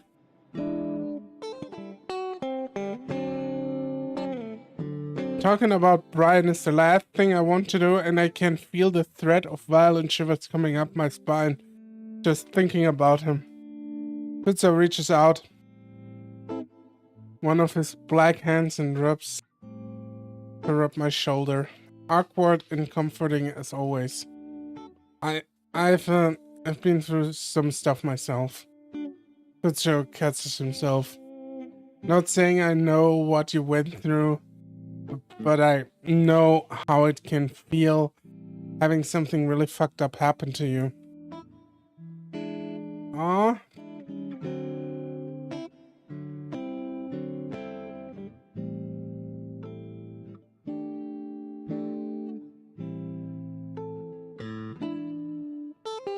Didn't Kutzo say he left the last city he lived in because it was violent there? Did they like assault him and do weird shit to him? Did they kill his boyfriend, his dog? If they killed his dog, why didn't he go John Wick on their ass? Like,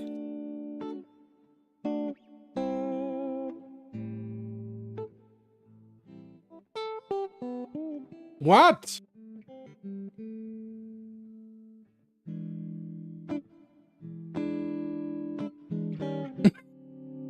What?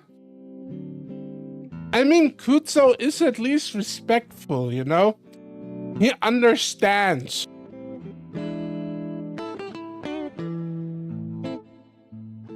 I mean, I'm not trying to say that it's comparable if he...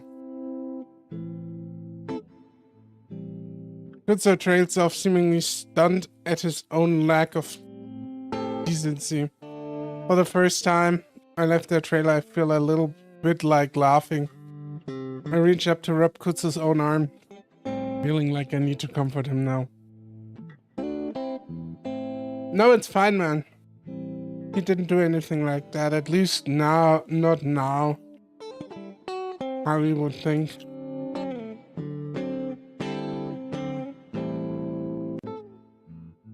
Kutzo watches me. I know he's not gonna ask, so I go on. Yeah, has a thing for asphyxiation, I guess. Well, no shit, Sherlock. I guess Brian is into breath play. Who would have guessed? What's the problem? That's the problem. He doesn't know. That's the problem. Oh god, you two are fucking hilarious.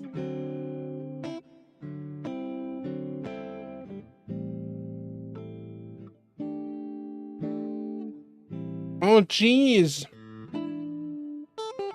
Kutzo's eyes go immediately to my neck. I'm fine, it was just creepy.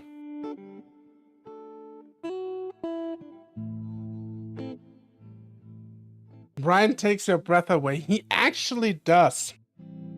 He actually fucking does.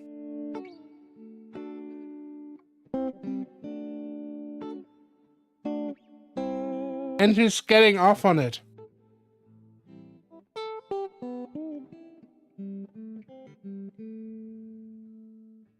I look out the window again, and aside from a few orange dots of light from far away, the lamppost is black.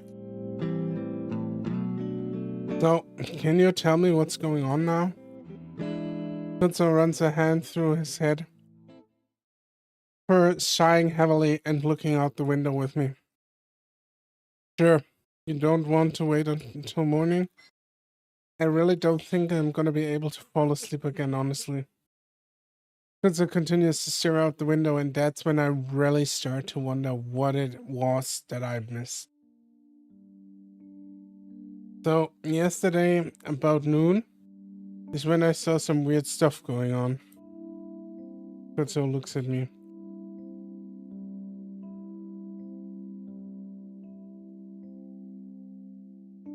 Your friend TJ. He came kind of jogging up the road. My mind flashes back when I saw TJ running past the diner.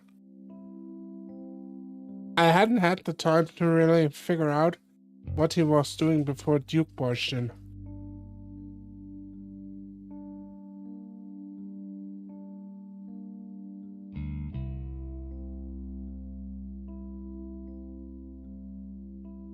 He said someone was after him and that he needed to leave. The fuck? Why is TJ going crazy? We'll find out in his route. He talked to you? Where is he?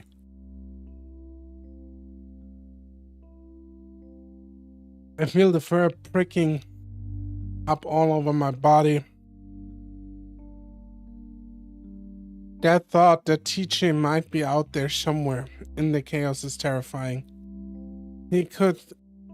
Someone like him survive that? How could someone like him survive that? I'm certainly doing a terrible job. Yes, you are, because you're a terrible friend.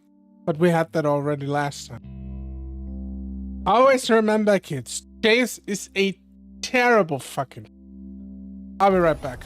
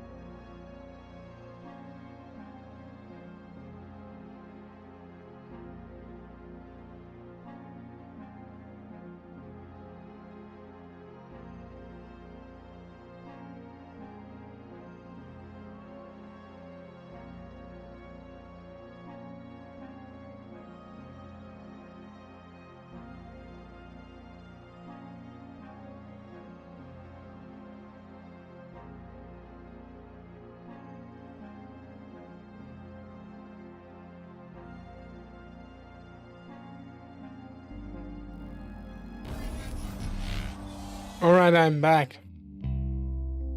Chase is fit for a femboy dress. He indeed is. X is so small. He has to get it custom made. Yes! Custom made femboy dresses for everyone.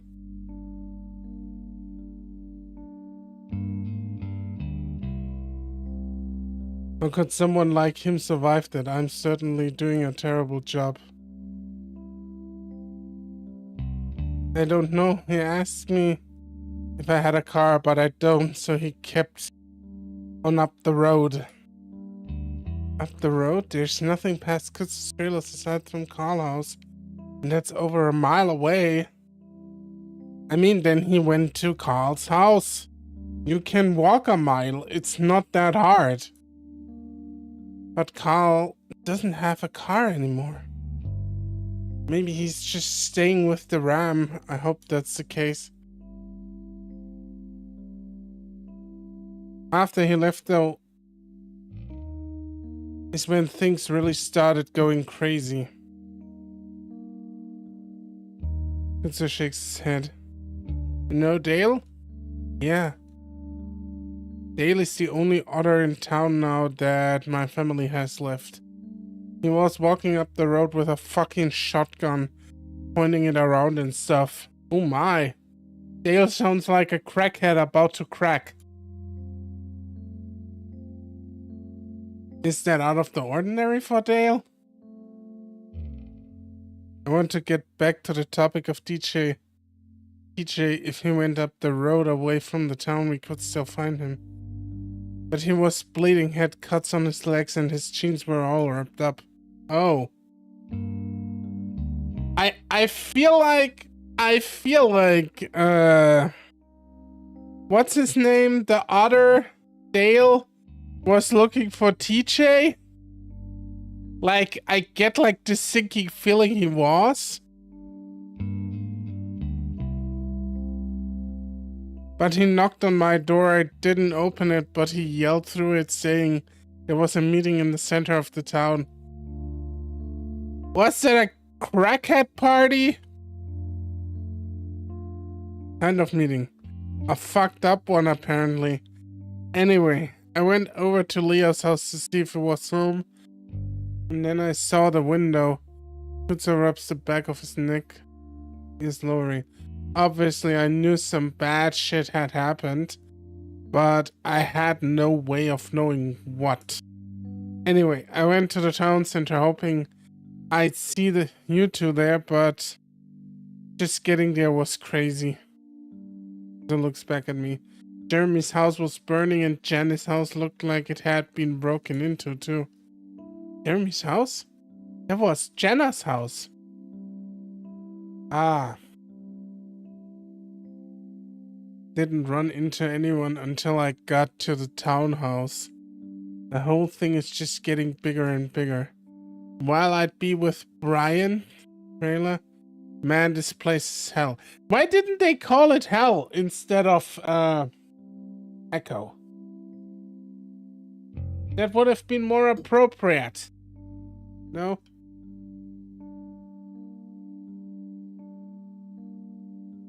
Cheers.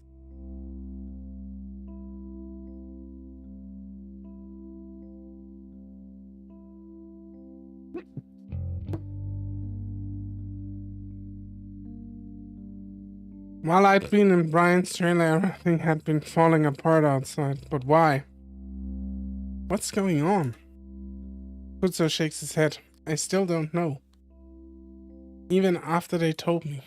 Who? The older guys, Mark and the mayor. Said something about this have happened before. Then it was our turn or something. Our turn? What does that mean? Kutzer shakes his head again. I don't know.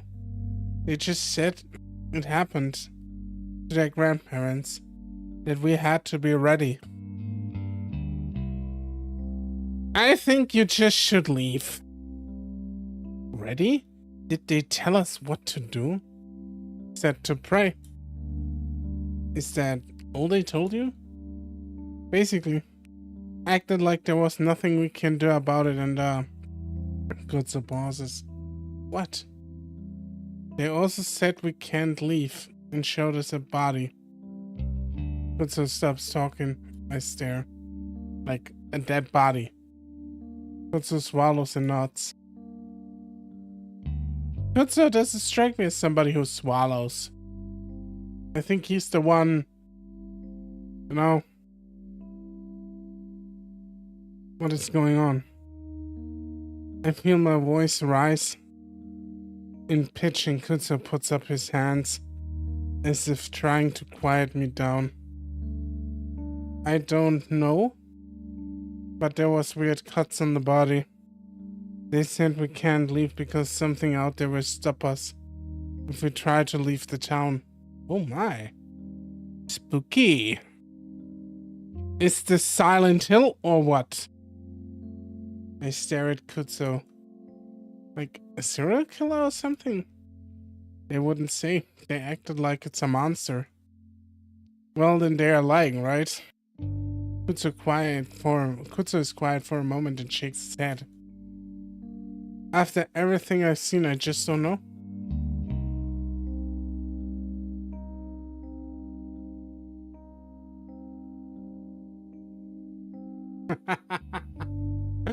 All right. Well. All right, Wildfire, I see what you did there. I think trying to figure out what the hell we are going to do. Well, we need to find Leo at least. Kutsu nods like he's already thought about that. Then maybe get my car and at least try to leave. Kutsu doesn't say anything to that. And if we can't leave for whatever reason, then we at least have to find the rest of my friends. I look at Kutsu. Well, I do. I don't know what you're going to be.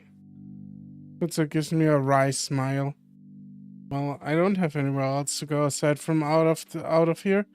Besides, I'll Leo to get him out.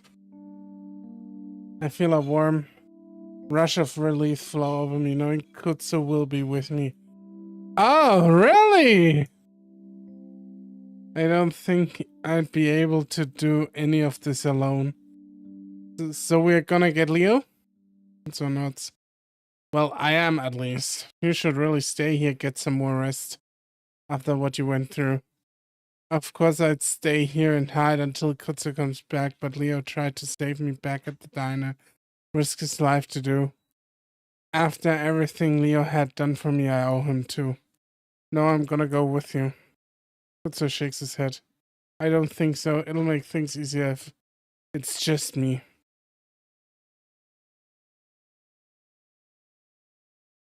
Leo's going to be in his... No! Nobody likes Leo.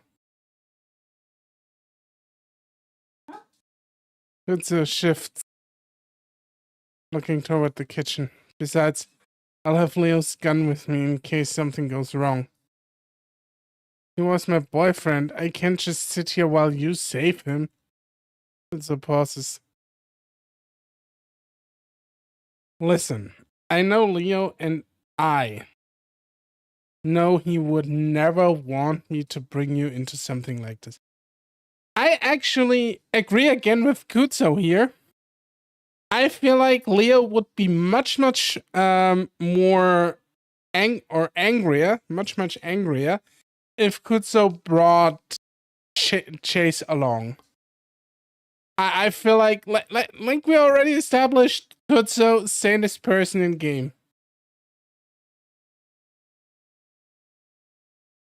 Yeah, well, Leo not wanting me to do something never stopped me before.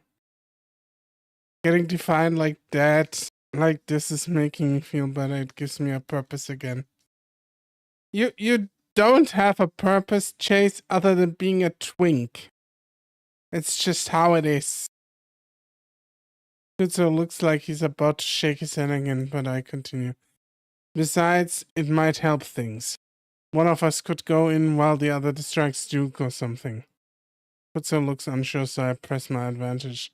And if something goes wrong, one of us would be there to help the other. Kutsu pulls at one of his whiskers.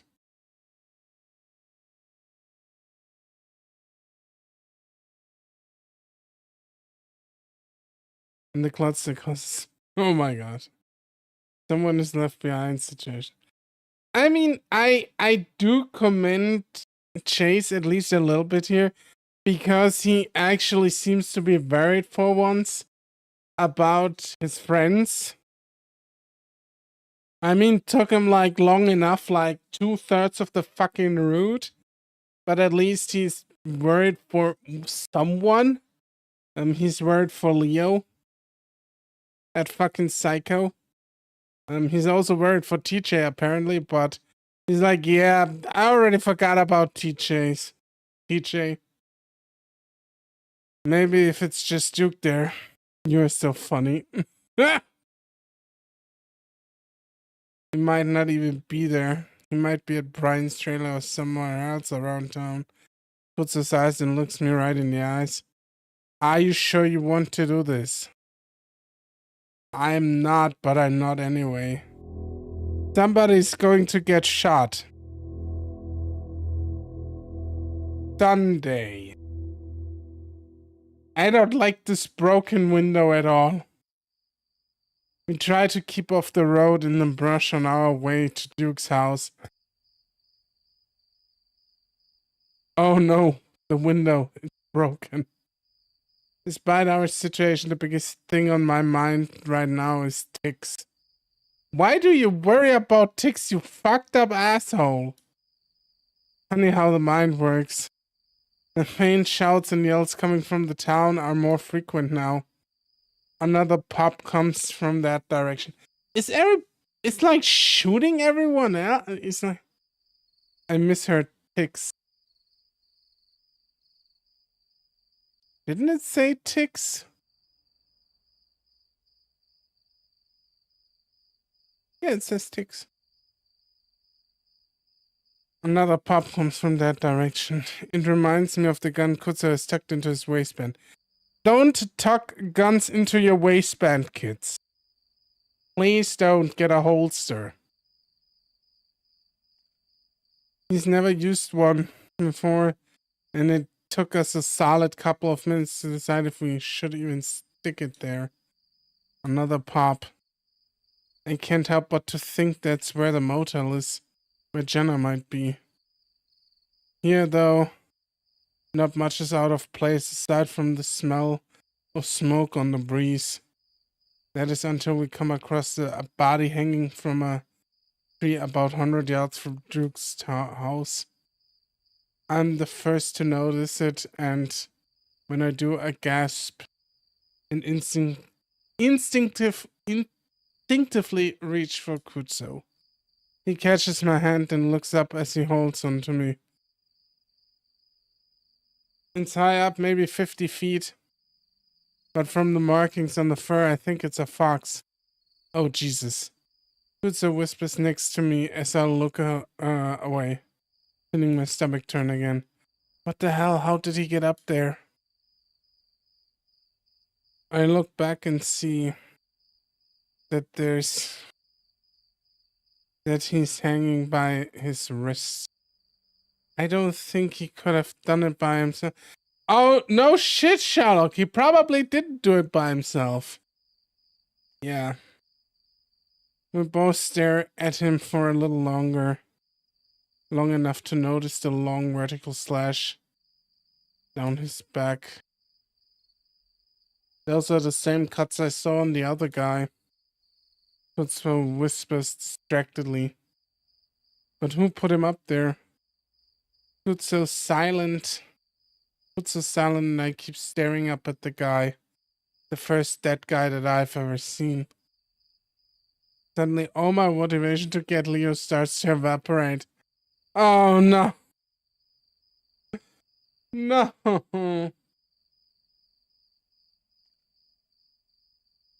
Just gonna hang off the cliff, take a selfie, for the lulz.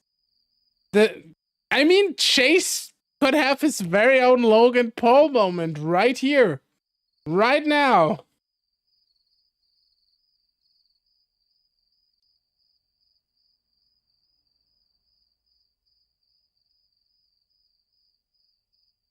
And he's doing so mediocre so far.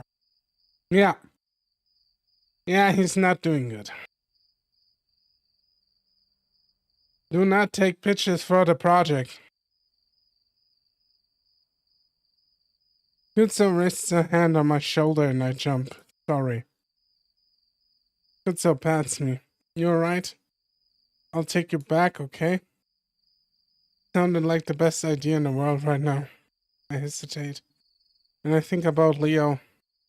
I imagine him in the same situation as I was with Brian.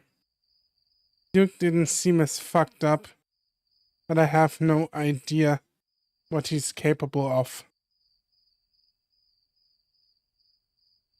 He was doing... No. It's fine. You can be bad. It is true after all. It is very much true after all.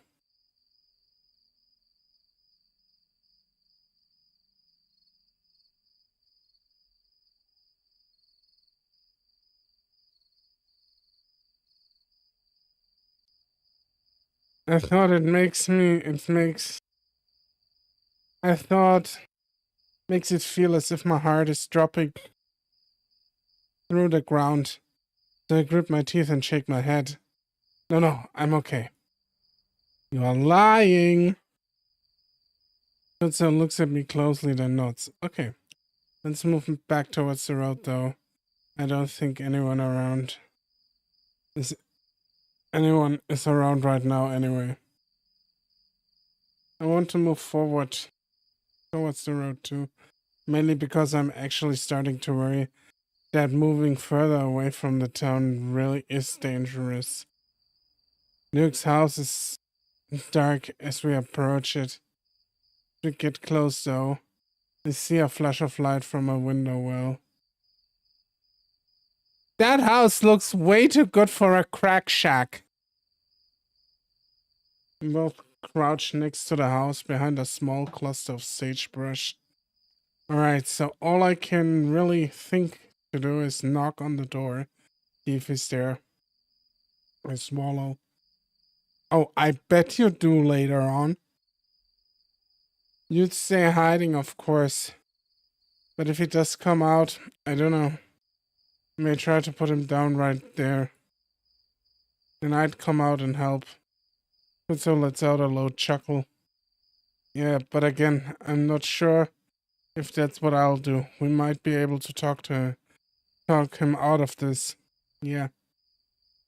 I don't have much faith in that plan.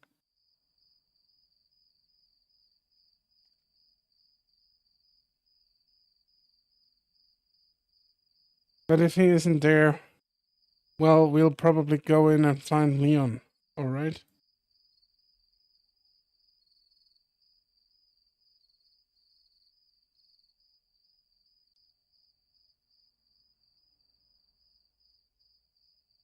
Okay. My heart rate picks up as I realize how close we are to making this happen. I start to have second thoughts. Maybe we should have at least looked for the sheriff. Maybe we should have gone straight to the motel. Right? I can tell Kutsu is nervous too, as he wipes his hand on his tank top before standing up slowly. Just watch from here. If he comes out with his gun though, I'm not gonna try anything. He hesitates. And if I get shot or something, don't help. Just run back to my house and start looking for your other friends, I guess. No, I'm really starting to feel unprepared for all of this. Everything is moving too fast. Yeah, no shit, dude. This is like a life and death situation. This is fucking dangerous. Kutsu knows because Kutsu is not a fucking idiotic twink like you. I have to save Leo as soon as possible. There is no telling what Dirk might be doing with him. Realistic expectations, most sane character, yeah. He's a smart twink. I wouldn't even call Kutzo a twink. I wouldn't call just a dude. Like, he's just a dude, you know? There's no telling what Duke might be doing with him. But I guess he's probably by definition of a twink.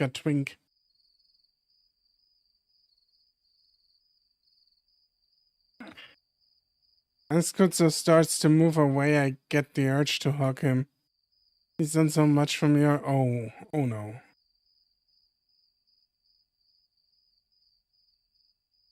He's done so much for me already, saving me and now trying to save Leo.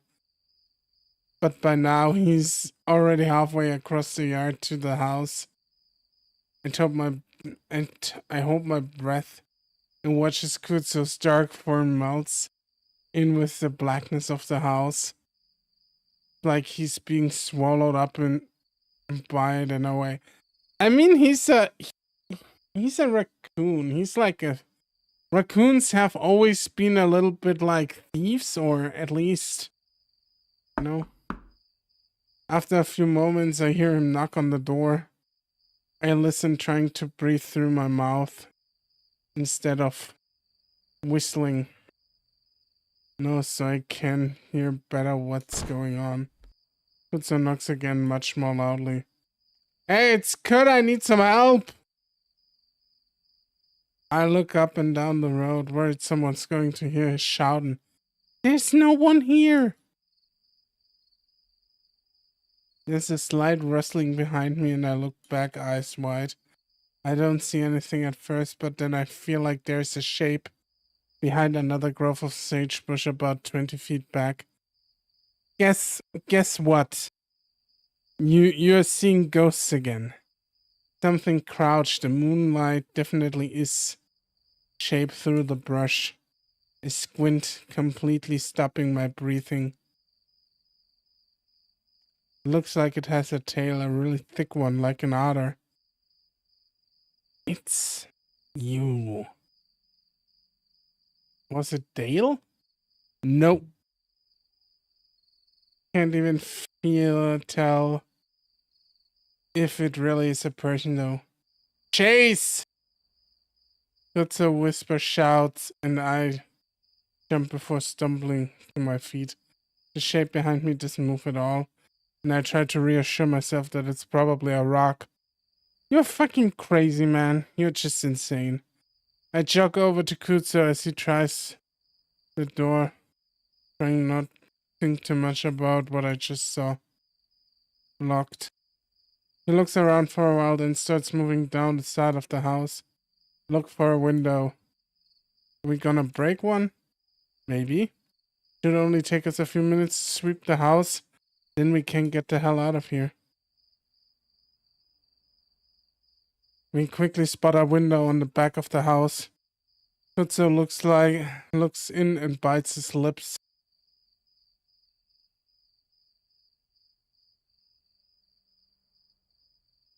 Chase is probably haunted by himself.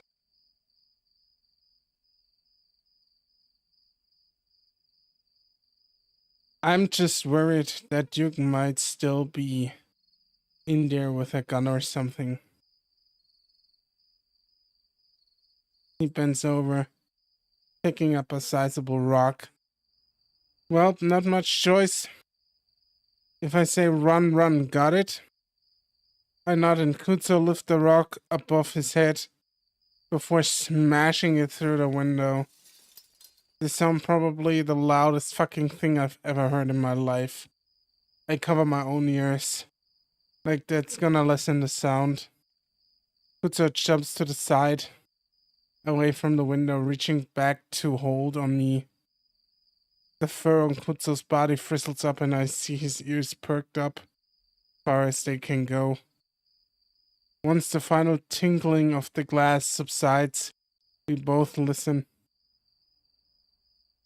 My ears are ringing, but the only other sound I can hear are the chirping of the crickets. Did I say that I really like the sound of crickets and cicadas? because I'm fucking weird and I do enjoy those kind of sounds, especially during summer. It is actually something that I really do like. Finally, Kutso lets out a soft breath. Alright, let's go in. I help him push out a few more of the glass shards. Once that's done, the raccoon hoists himself inside, very carefully maneuvering around the sharp broken edges. He turns and reaches out to me, helping me through the same fashion. Even though I'm trying to be careful when I bring my arm in, it drags along a jagged edge of glass sticking out from the side. I grimace, the fiery pain taking a moment to really set in. Shit, you okay? He grabs my wrist so I can pull it up and examine it by the moonlight. Oh fuck, you might need stitches for that. And that's when I see blood starting to ooze from the fur.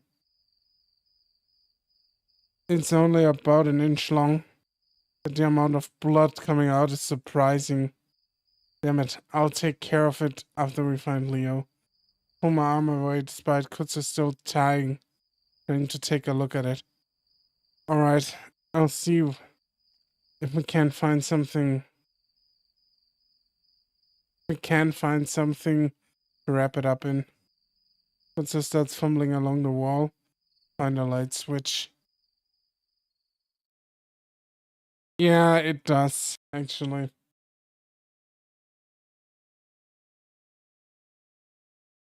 It does, Wildfire. Very, very irony. I'm surprised to see a fairly quaint and tidy home.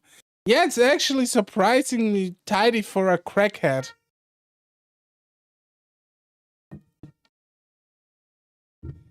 Unlike Kutsu's trailer, though, there's barely anything in it. He sold everything to smoke crack. There's a single sofa and a very old-fashioned TV in what I presume is a living room. There's a fireplace and a few dirty-looking chairs on the other end of the room.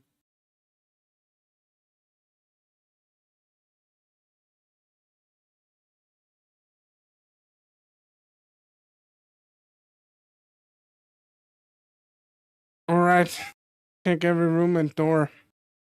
It's not a very big house. Kutsu sets off down the hall. Look for stairs. I feel like he'd be in the basement. As Kutsu goes into a room to the left, I peer into the one on the right. It looks like a bedroom with a single twin in the middle of the room. I take a few steps in, looking around and not seeing anything else. When I turn back around, I do see some picture frames hanging up on the wall. Seems kinda odd for someone like Duke to have those up. In the pictures there's a much younger Duke, or at least a pre-meth Duke. Next to him is a female weasel, her smile small compared to Duke's tooth-bearing grin.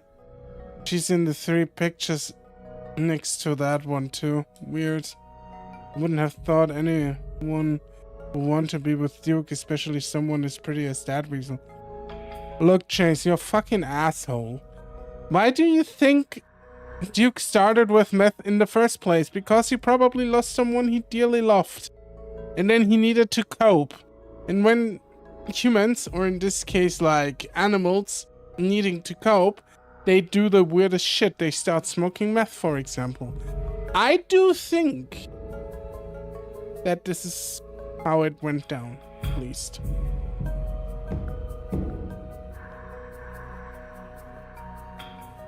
I move on to the next room, and this one is completely empty, painted white.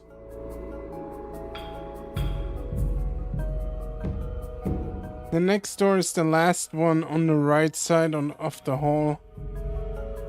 This is the only door that's closed, and like the last room, the room's wall is painted white. It's taller and seems a bit thicker than the other doors. When I try the knob, it's locked. Kutsu? I whisper and Kutsa pokes his head out from the door behind me.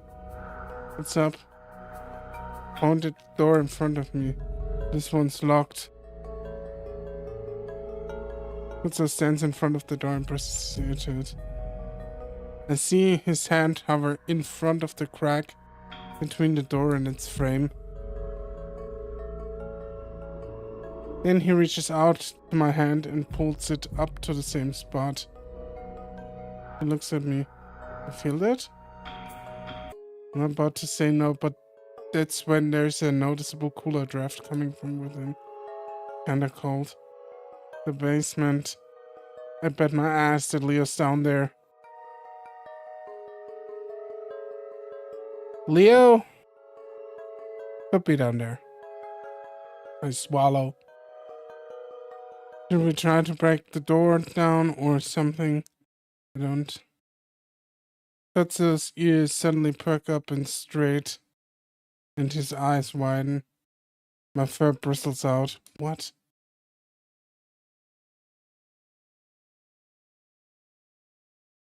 But that's when I hear it, the crunching of gravel. Kutsu grabs my arm and starts pushing me back down the hall towards the back room with the broken window. Unless you're offering.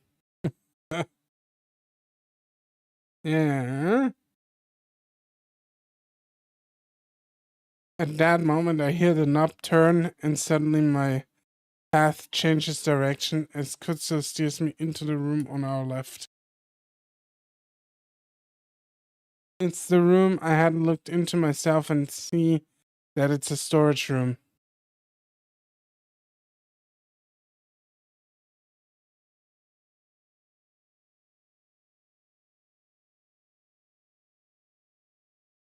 The first one was Kutsu, don't bet your ass, it's so nice. Yeah. Guess he has a pretty nice ass, that Kutsu guy. Boxes are everywhere and so is a bunch of junk. I guess that explains why all the other rooms are so spotless. And that he's not using his basement for storage. Kutsu looking desperately for a moment, then pulls me behind a mound of boxes, just as I hear the door swinging open. The problem ain't that he got away. Duke is practically screeching when he comes inside, as if he's been waiting to be indoors before he yelled. Underneath Duke's pattering feet on the wooden floor, I hear two loud thumps, and I know immediately who's with him. It's fucking Brian! Of course it is. Because we need that fucking meth psycho in our life. My blood runs cold and my breathing seems to stop. That is exactly what Brian would have wanted. That your breathing stops. Worried that they'll be able to hear even that. If he's behind all of this, he's gonna make things so much worse. I hear a non-committal grunt from the bear, and I shudder at the sound of his voice again. I feel a light touch on my back as Kutsu rests his hand there, trying to comfort me. What do you mean, huh? You like the dreams you're having now, huh? 'Cause trust me, it's gonna get a hell of a lot worse. I hear smacking sound, which I imagine is Duke's tiny hand trying to slap Brian in the face. Oh my god! Imagine like this weasel just slapping the bear. What the fuck you staring at? Duke's grating nasally voice echoes around the carpetless house. The window. There's a moment of silence as I hear some shifting around, and suddenly I hear Duke's footsteps bustle down the hall. I duck more deeply behind the boxes as he passes the doorway to our room. Fuck! Fuck! Is someone fucking in here? Ryan lumbered down the hall, basically standing right next in front of our room. I hear the two more You hear two more thumps and a bunch of rustling as Duke inefficiently beats the bear to a bulk. Well, okay, come in and like what the fuck I'm looking at. Okay. I know when I'm not wanted. What? You are wanted. What? What are you talking about? What? Crumb! What are you talking about? Fucking idiot. I'm messing with... Fucking idiot. They broke in. You hear jingling of keys as Duke continues to shout. Check every fucking room. I'll bet they broke through the basement window too. Fuck! Now that he says it, breaking through the basement window might have been a better idea. Yeah? Yeah, it would have been. But I like that these characters make mistakes. It makes them more relatable. Because we all make mistakes. I fucking hate Mary Sue's and Gary Stu's.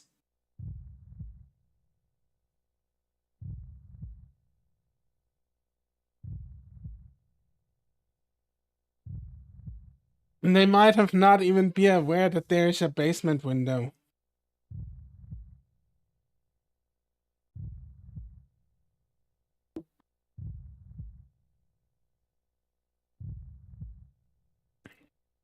Looking between a crack in the boxes, I get a flash of the weasel walking past the door again. He's holding something long and shiny.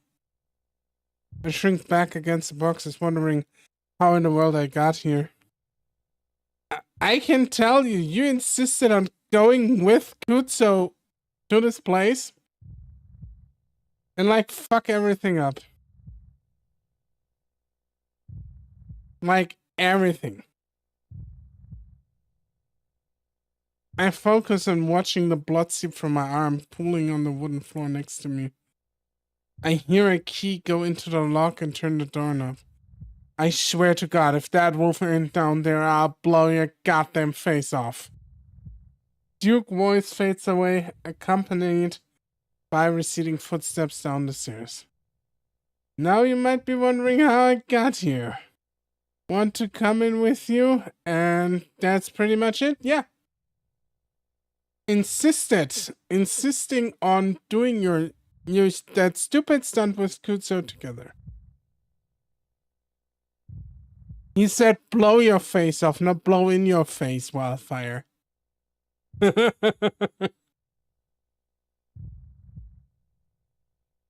Duke's voice fades away, accompanied by receding footsteps down the stairs. The heavy footfalls of Brian start to move around slowly towards the other end of the hall. Kutso moves his hand up to my shoulder. I look at him and he holds a finger up to his lips and points in the direction of the broken window. I don't want to move at all. In fact, I'd rather sit here and just disappear into the floor. Somehow, though, I'm able to force myself on my feet as Kutso tucks me up. We move very slowly to the doorway, and there, Kutso holds my arm. Holds up a hand, making me pause. I watch his ears perk, clicking in the direction of Brian. My hearing probably isn't as good as his, but I'm still able to pick up the bear's heavy labored breathing. I hear some shuffling and more heavy footsteps.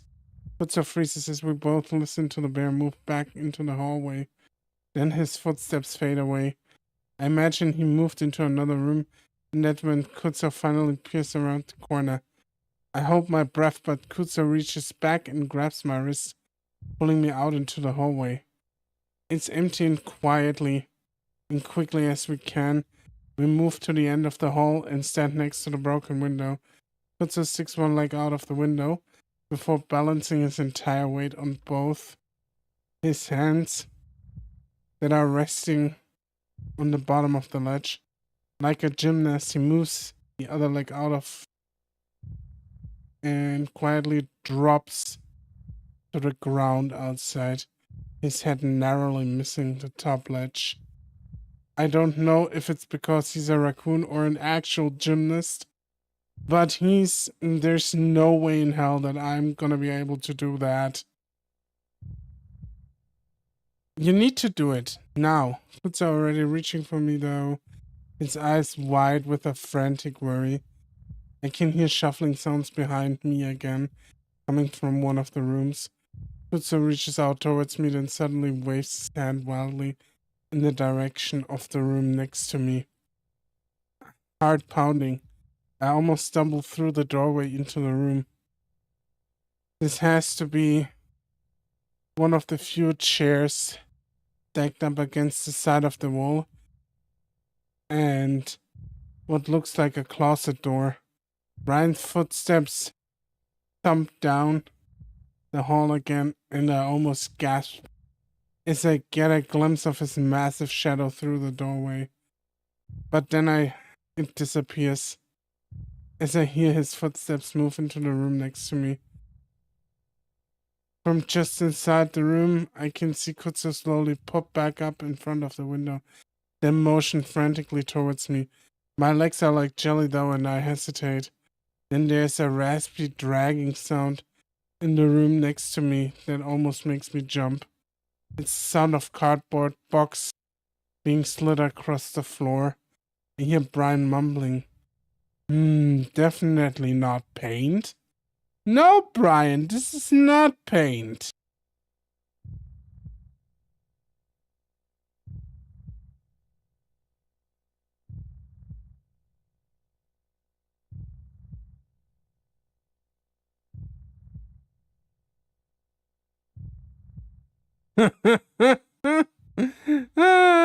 Kai, thank you. Thank you for the nice German in chat. I appreciate you. Yeah. Thank you, Kai. And I'm looking forward if we hang out later, yeah. It's gonna be really good. Do you have a plan for the show? If so, let me know in DMs what we are going to do today. Kutsu reaches for me, his eyes desperate, but then I hear the shuffling behind me again. Why is he moving so fast now? Automatically, I step back into the room while Kutsu continues to back into himself. Brian's lumbering footsteps move down the hallway slowly into my direction. Kutsu has ducked back down out of sight. I'm alone and trapped. You're not alone and you're not trapped. And Kutsu has a gun. Kutsu, fucking use that gun. Shoot Brian. Like, just shoot that fucker. Nobody likes him. Like, no one. I cannot fathom who likes Brian.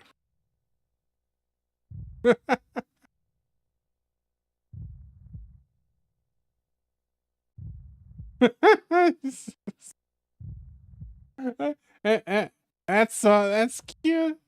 Brian likes Brian. Yeah, definitely. Brian is the only one who likes himself. Somehow the closet door glides open with hardly a sound, as if the hinge just had recently been greased. I hope nobody in chat is named Brian. Why did Autotype put in the mothers there? Guy, I'm looking forward to later. I really do. It's gonna be a lot of fun.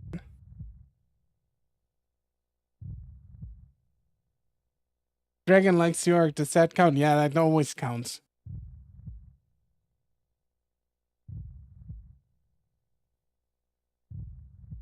Something's up with my keyboard. Your keyboard is possessed, Wildfire. Can't thank Google Translate. It didn't do all that bad of a job, but it's a bit off, a little bit, but it's readable actually. I'm trying to type woo.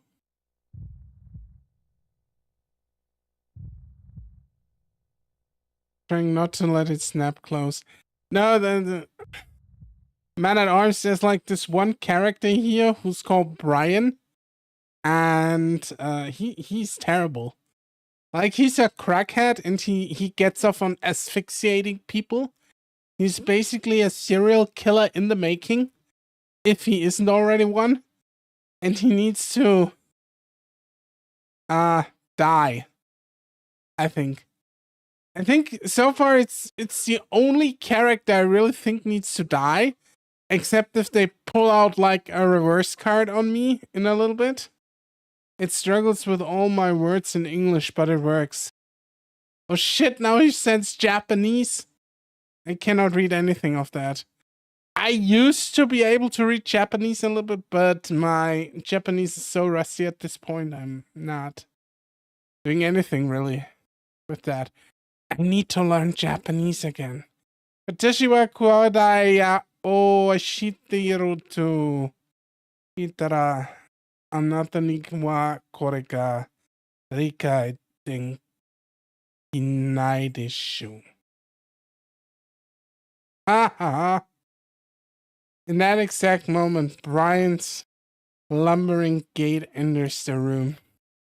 I shrink back against the wall, holding my hands to my mouth, trying not to breathe. Trying not to breathe is what Brian would want. You need to rethink your strategy. My heartbeat is so loud, it's the only thing I can hear is the pounds in my ears. I hear coughing and grunting coming from behind the door. Then it goes quiet. I wait, unsure of whether the bear has left or not. Slowly, I walk up to the door, pressing the side of my head gently against it. I listen, trying to see if I can hear anything. Omae wa mou shinderu. Nani? I swallow, then I reach for the doorknob. I think making a run for it. Maybe trying to dive through the window. Oh, that is going probably well. I am trying to type Nani. I might get hurt. And if I'm able to get away, I wait for what feels like 2 or maybe 3 minutes. A lot of people always say their gateway into anime was Dragon Ball. For me, it was Fist of the North Star.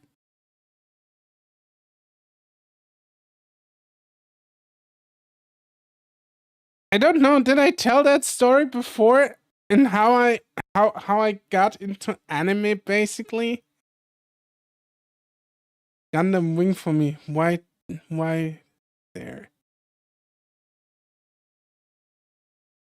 I used to be a lot at my grandma's, yeah? And my grandma used to live on a very busy street, and we had like a lot of convenience stuff there. Like we had a pizzeria there.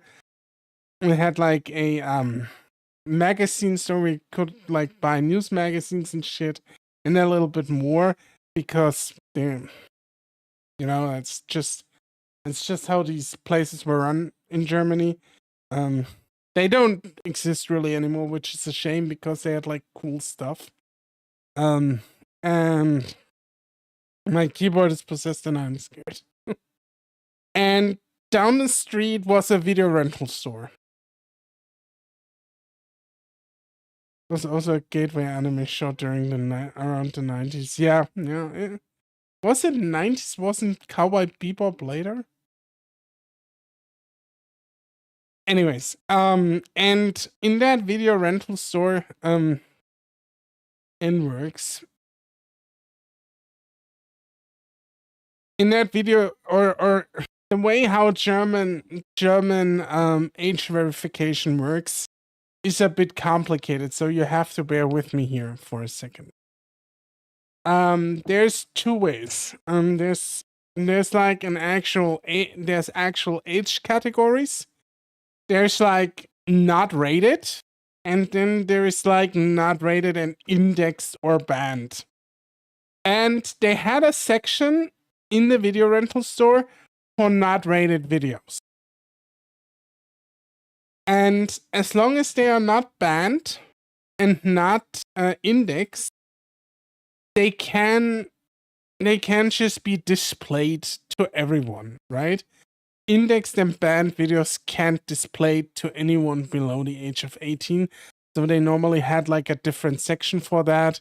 where you couldn't just enter if you were like a child or not of age, basically. And in that section where they had basically the movies that were rated 18 and unrated, you could go there as a kid because nobody cared. And you could just browse that shit, and I always would do that. I would just look at the action movies that were out and whatnot. It was probably around 13 or something, 14. And then I saw a quote-unquote cartoon there. And I was like, what? Why is a cartoon here? And I went in there, and I looked at this, and I was like, huh, it looks like no cartoon I've ever seen on TV. And I was so fascinated with it that I started begging my grandma for days, for weeks, to lend this video so I could watch it. And she actually did so I would shut my fucking mouth. And this is how I watched Fist of the North Star for the first time. And I thought it was fucking awesome. It was the greatest thing to ever come to us. And I told all my friends about it, and nobody would believe me. And then they started to slowly pick that shit up for themselves. And it was just fucking insane. Like, everyone tried to pick up that from video rental store, and it got indexed at one point. And then they couldn't find it anymore, and they were like, dude, you're lying, this doesn't exist. And I'm like, it did exist. And then it was crazy. It was crazy. I've never seen anything like it before, and I was like, holy shit, this is the best thing since sliced bread. And I think this event was like a pivotal media event in my life. And I think it shaped a lot of how I perceive media and everything. In these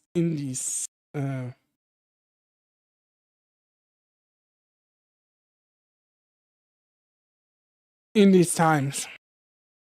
Okay. I'm gonna continue the game. No more story time. I wait for what feels like 2 or maybe 3 minutes. It's complete silence on the other side.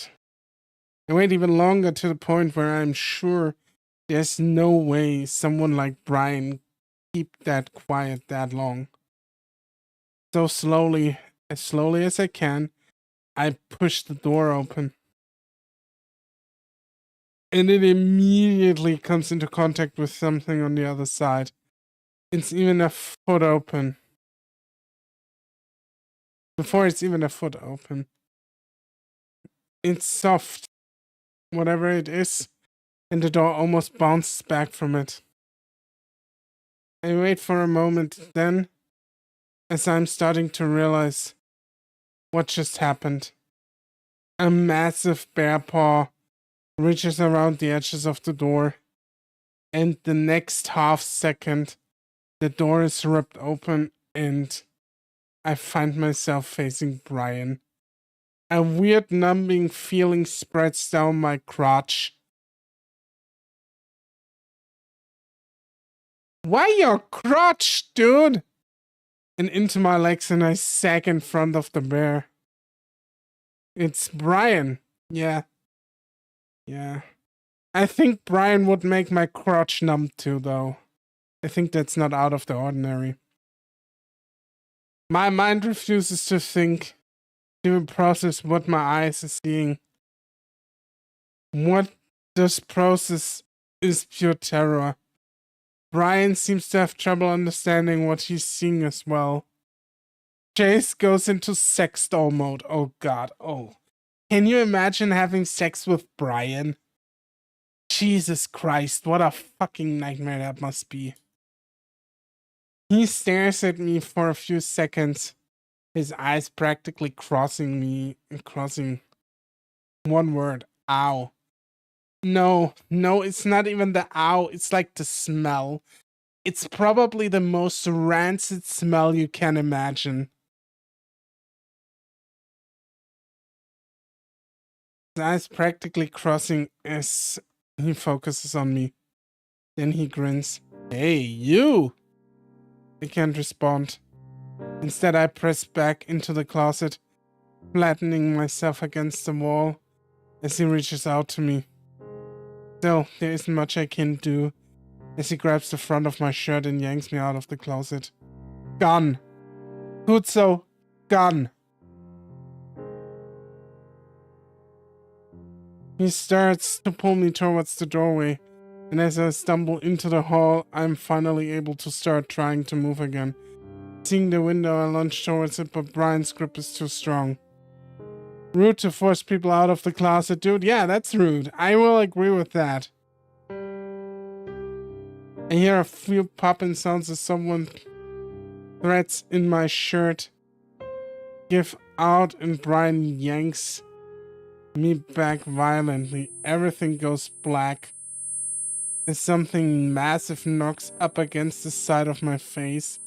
And the next thing I know, I'm thrown down the hall, flat on my back.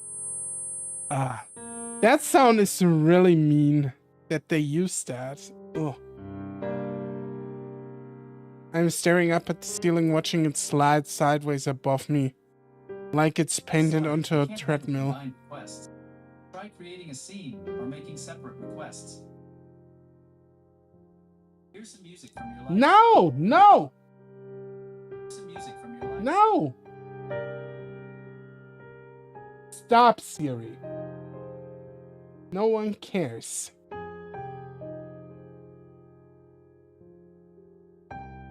My right foot is hiked into the air and I realize that Brian's dragging me along the floor now, back towards the end of the hall. Siri, do you really want to read this? Yeah. I think these HomePods at one point will just... Ah, you said it.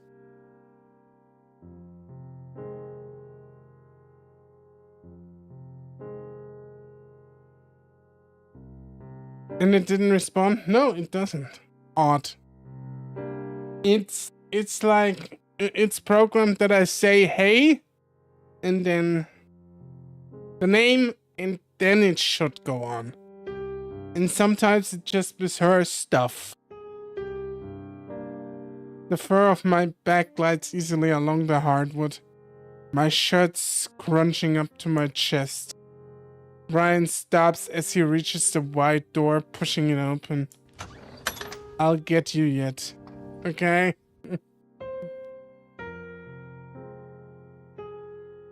Dizzily, I look up the window, wondering if Kutso is there, and if he can't see me. I reach towards it, but that's when I'm being dragged again and I land painfully on the first step. I gasp and turn sideways as so that Brian drags me clumsily down the rest of the steps. My spine isn't taking the rest of the corners. It's dark and the air turns cool and musty. We finally reach the bottom of the steps. Pain pulsing at various points on my body from the rough handling. Brian starts dragging me again, and I finally realize that he's going to have me trapped again. He'll do whatever his sick mind thinks up, and there won't be anybody there to stop him. What's his... Dale was the name, is still there? Like the weasel? He will stop him, maybe, at this point. Chase, no!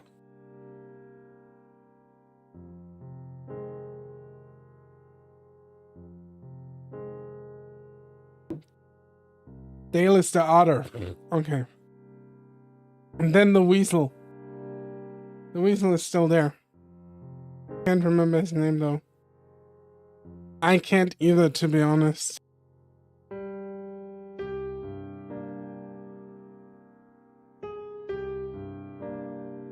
My hand manages to latch onto a wooden beam next to the stairs.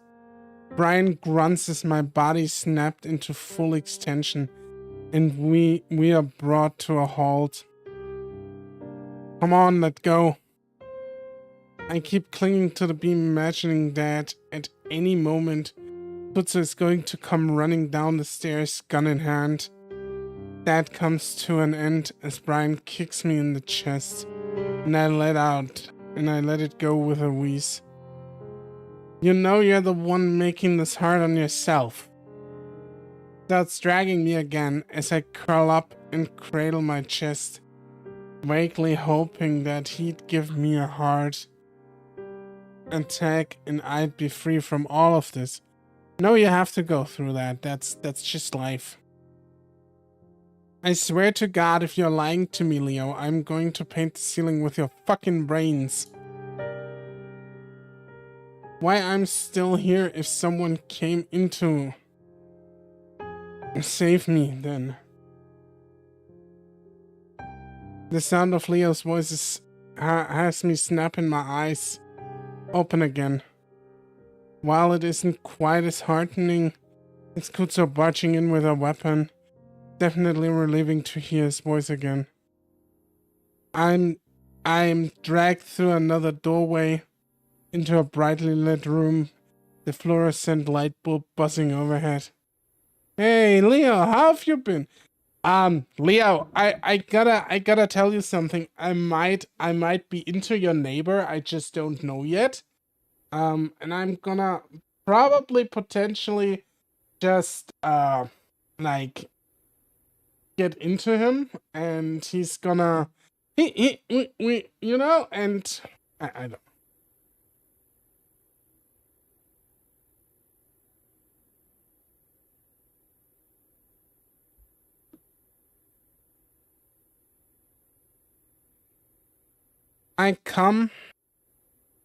As I come to a stop on the cement floor, the room goes quiet, and I squint against the sudden light. The walls on all sides are covered in shelves that are filled with silver tins and soup cans. Oh shit! He's a doomsday prepper. A storage of some kind. Duke is his name, not Dale. Duke is standing in the middle of the room next to a metal chair staring at me. In the chair is Leo. His arms are down at his sides and I can see that they are both handcuffed to the sides of the chair. His feet are similarly strapped to the chair's legs. His face is one of shock as he also stares at me, open-mouthed. I step back, even feeling weirdly self-conscious as he watches me. Duke breaks the silence. I knew it! Duke is snarling, but it's not at me. Instead, he's looking at Brian.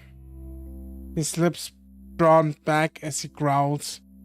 This is what the fuck happens. Brian scratches his head.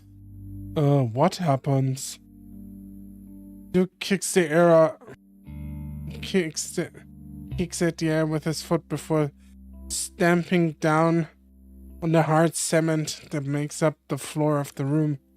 This!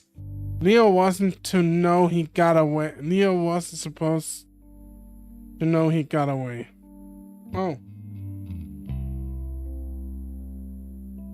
That ambassador, when you get dragged down the basement by kidnappers and you get stared at. So relatable. Well, I caught him. So what's the difference? Duke lunges at Brian, swinging his arms a few times to beat his fist uselessly against the bear's bulk. Brian flinches back away, letting go of my foot. Leo is still staring down at me, mouth slightly less open, and I have no idea what's going on his mind right now. I suddenly realize how stupid I was to come here with Kutso. No shit, you motherfucker! Look, I know you're a bit of a fucking idiot, but how about you just start listening to Kutso, you know? Kutso doesn't seem to be a bad guy. I should be in my car right now, halfway to Peyton, 20 minutes away from the cops. Instead, I'm in Duke's basement. Chase is the exact opposite of a himbo.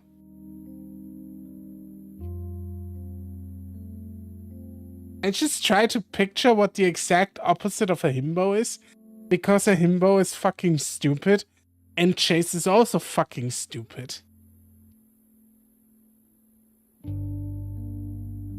I slowly sit up as Duke seems to finish his beating of Brian. Gasping, he turns to me. Fuck. Well, if you're here, I guess we'll just have to make use of you. He waves his hand loosely between me and Brian. Not stupid versus smart. I mean just stupid likable and stupid Chase. Why? Yeah. Yeah, that is actually true. I can see that from that angle, definitely. It's a bit rough to say though. Chase is still a fun character to read. I mean, he is. He definitely is. It's his imperfection in the end that makes this story interesting and why I keep continuing reading it. But sometimes I really have to groan. Like, the shit he does sometimes is really, really, really fucking stupid. I'm sorry, but it's what makes it fun. Pick him up. Wait a second, just shut up. Ryan picks me up roughly, almost encircling my chest with his hands alone as he pins my arms to my sides.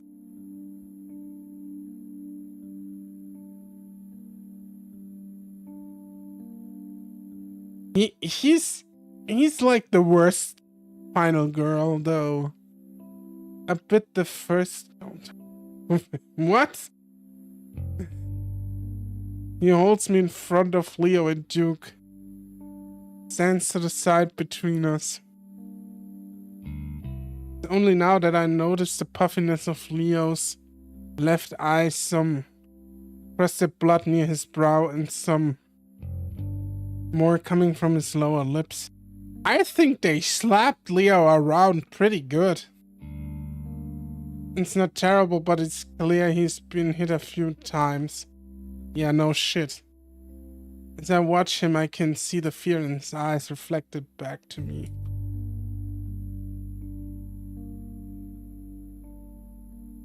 That alone almost scares me more than the situation we're in. Ah, not smirking anymore, are you? Duke bares his teeth in Leo's direction. Been trying to wipe it off your chest, your face, this whole time. Turns out this was all I needed to do it. Duke gestures at me. You're a little fuck otter, huh? Leo closes his eyes and shakes his head. Of course it's his little fuck otter. He's like into this otter way too much, actually. Why are you here?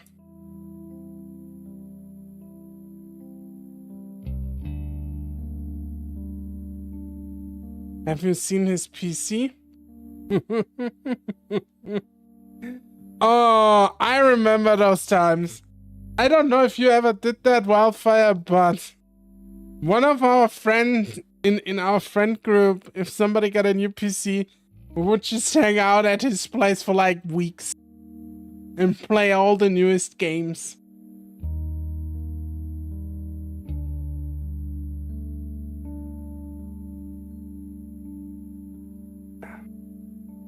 A max setting and shit. Man, I want the 90s back so bad.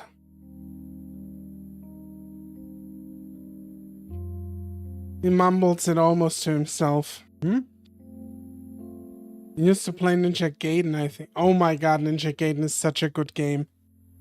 Such a fucking good game. Ninja Gaiden is still one of the 3 best hack and slashes ever made. Ninja Gaiden Sigma.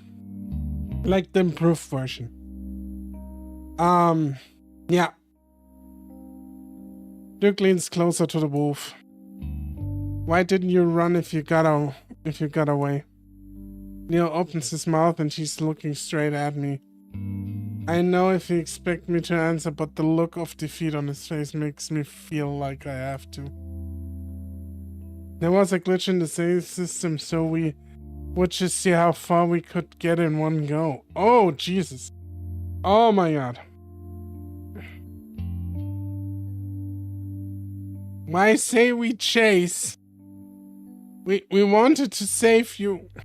Why are you saying we, you actual fuck? Yeah, it's what Wildfire just said. Oh my god, you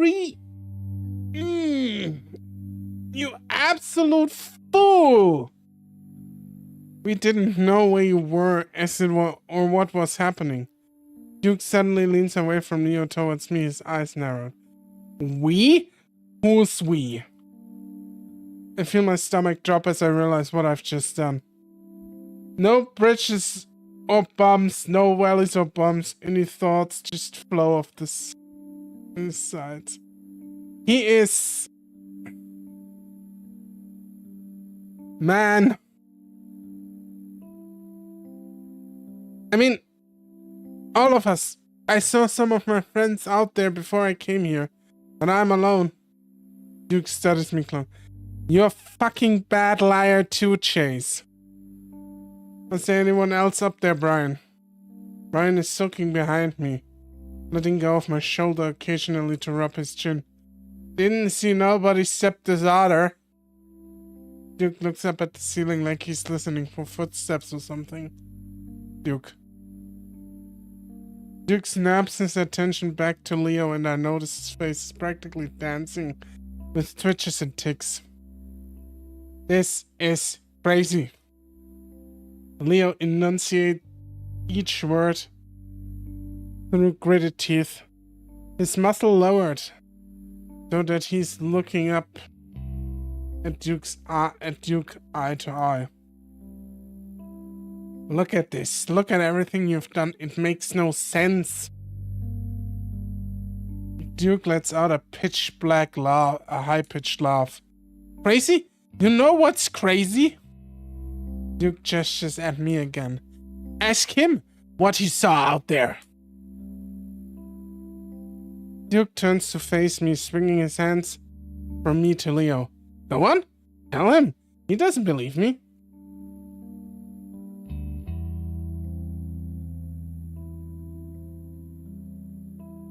The corner of Duke's eye seems to have a mind of his own.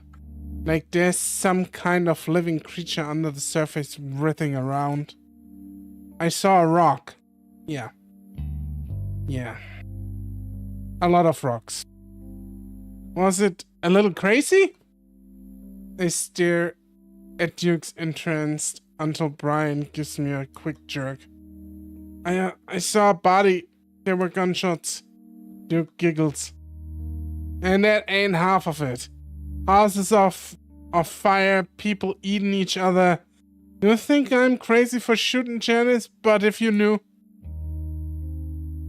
But how the hell are you supposed to know why that is?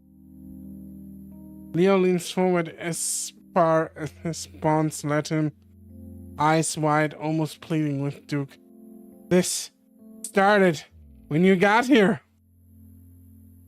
Duke lowers his voice dangerously, leaning back towards Leo, their noses almost touching. That doesn't mean shit. Leo speaks haltingly back to the weasel. That's it? That's this. Duke suddenly pulls the gun from his waistband of his pants and points it straight at my face. I'm barely able to comprehend it before Brian jumps to the side of me, out of the way of the gun. Music. Fucking Christ, dude, don't point it at me. Leo almost stands up on his toes, with the chair still attached to his body. Fur bristled all over his body. And this is just slightly worse than Flynn insulting everyone. I think Flynn is like probably the chillest dude in the room right now, because he's not there. And Duke lowered his gun, though still watching Leo. Leo slumps back in the chair, trembling. Just stop, Duke. I don't know anything. Duke stares for a moment at the wolf, frowning. And then he looks down at his gun, as if contemplating something. Slowly he looks at me, then points the gun at Leo's head. My heart jumps into my throat, and Brian has to hold on.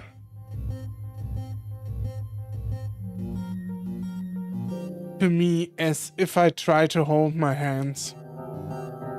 Wait, what are you doing? Maybe it's just you, Otter. What? It's you. I was seeing before you got here. And it was you I saw sneaking around at night. What the hell are you talking about? I feel myself to panic as I see Duke's finger tighten around the trigger. Not gonna lie, I just thought of Never Let Go Jack from the Titanic. Don't squeeze that trigger. You're frightening the child. I don't know what's happening. Leo's doing his best to keep his head out of the line of fire, leaning his head as far to the side as he can. Duke doesn't seem to pay attention to him, instead keeping his eyes on me. I just... Explain to me why you think it's me. Maybe I can help. That seems to get sort of reaction out of Duke as he lowers the gun just a bit. The problem now, though, is that it's pointed at Leo's chest. There's no way he can dodge that. Leo suddenly is studying me closely, as if trying to figure out what to say. I'm still waiting for someone to get shot. They sure should take their time with it.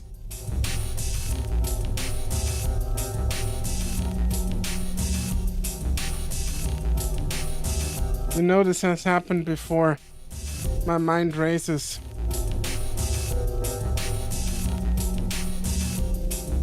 Can you pronounce "ng"? Probably not.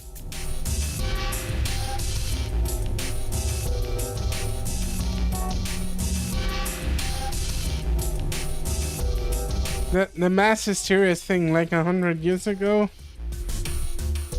Yeah, that's right. Pretty much. Yeah, pretty much. I see. Yin. I don't know. No hablo español. No hablo español, yeah. That's probably the best I could do. Mami parlo italiano? Gabriel Paruski? I speak English. Ich kann auch Deutsch. Ah, well. Yeah, that's right. See, how do you know that?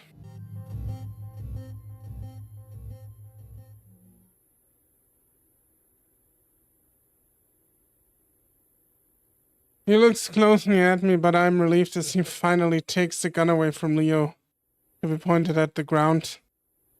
I did some research before coming here. I'm doing a new story on Echo for school. He sounds so cute. I'm doing this for my school project. And Duke is still eyeing me suspiciously. So, you know about the murder? I try to think back. I'm just a little guy. It's my birthday too. Well, Senpai! No, not the gun! I try to think back to my research. What about what exactly happened? It was a while ago.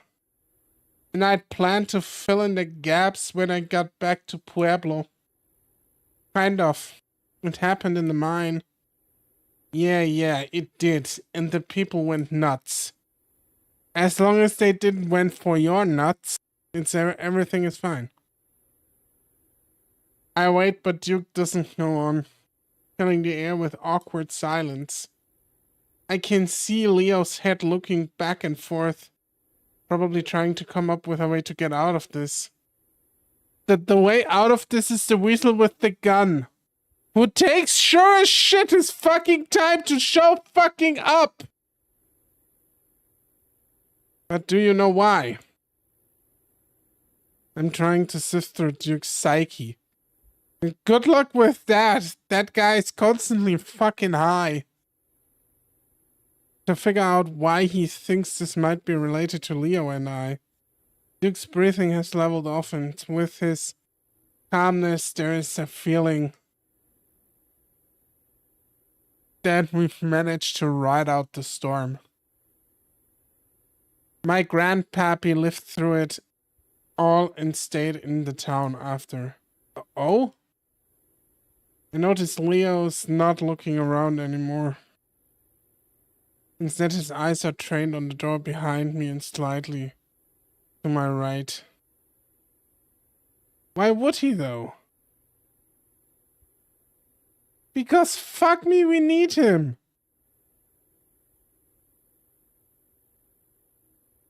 I think at least you're talking about Kutso. I'm not sure right now. Yeah, it happened weeks after the body was. Why would Duke ancestors stay? Oh, why would they say? I wouldn't stay in Echo. I would leave too, and I don't know. I would abandon Duke as well. I mean, Duke is probably not even that bad of a dude, but like, no. He's way too loosey-goosey with that gun of his.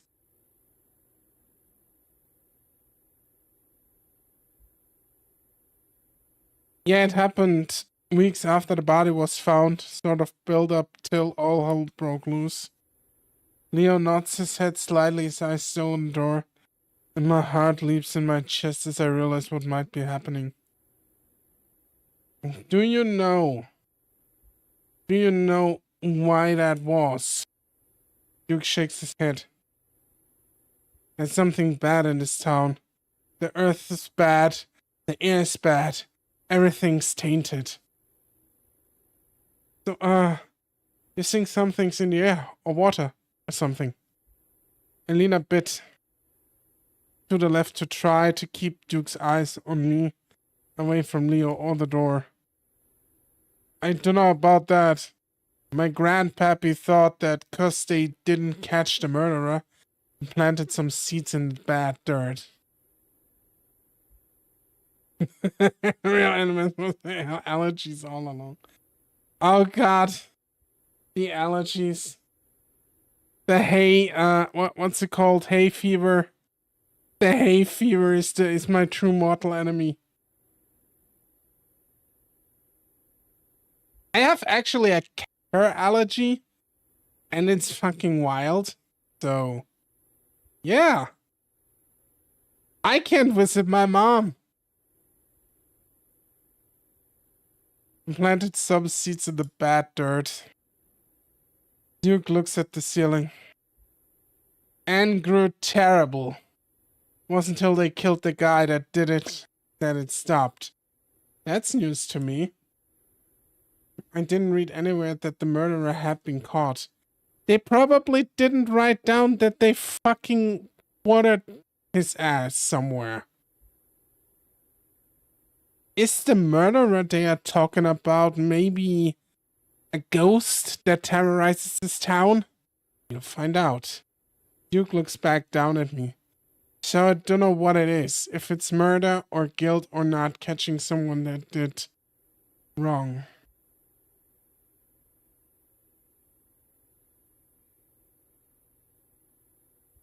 That could also be the case that they did that wildfire.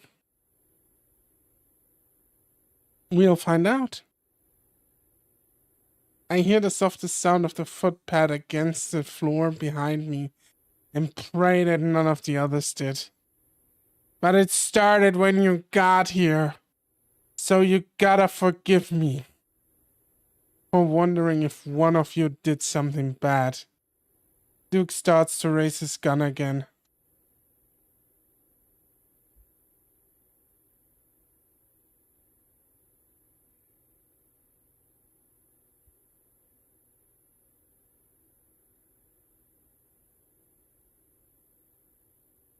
And I brought Netgill back to his poisoned land to grow the seeds again. Duke doesn't sound like himself at all. Not even his recently crazed self. Still though, I don't want to admit it. Start to have the idea of what Duke might be getting at.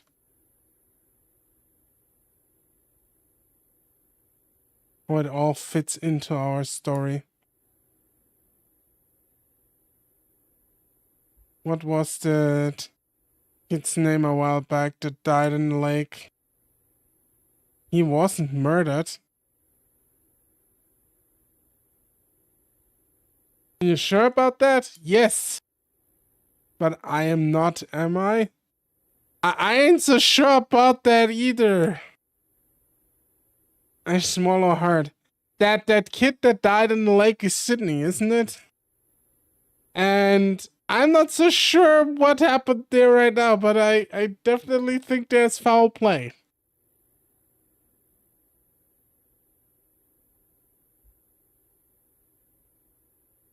Because otters just don't drown on accident. That's not a thing. As we have established. Chekhov's Sydney suggests he did not just... I just said that too. Like I said, we have established that otters don't drown on accident. That's not a thing. I swallow hard, aware that some of the pieces don't fit, despite how disturbing the implications are. But that was years ago. Why didn't it start then? Why did it now? Duke shrugs. Maybe he wasn't guilty till now. Maybe the kids don't understand what they've done. Maybe it's because you left and made it angry. But he wasn't murdered. You see it happen? No, but the person that did wouldn't ever do that. Oh, so who did it? Who did it, huh? Was it you, Chase? So am I talking to the wrong guy? right now? Who was it? I look over at Leo again, swallowing hard. Who was it? Duke starts to raise his gun again. And what happens over the course of the next minute or so is too fast for me to comprehend until it's over.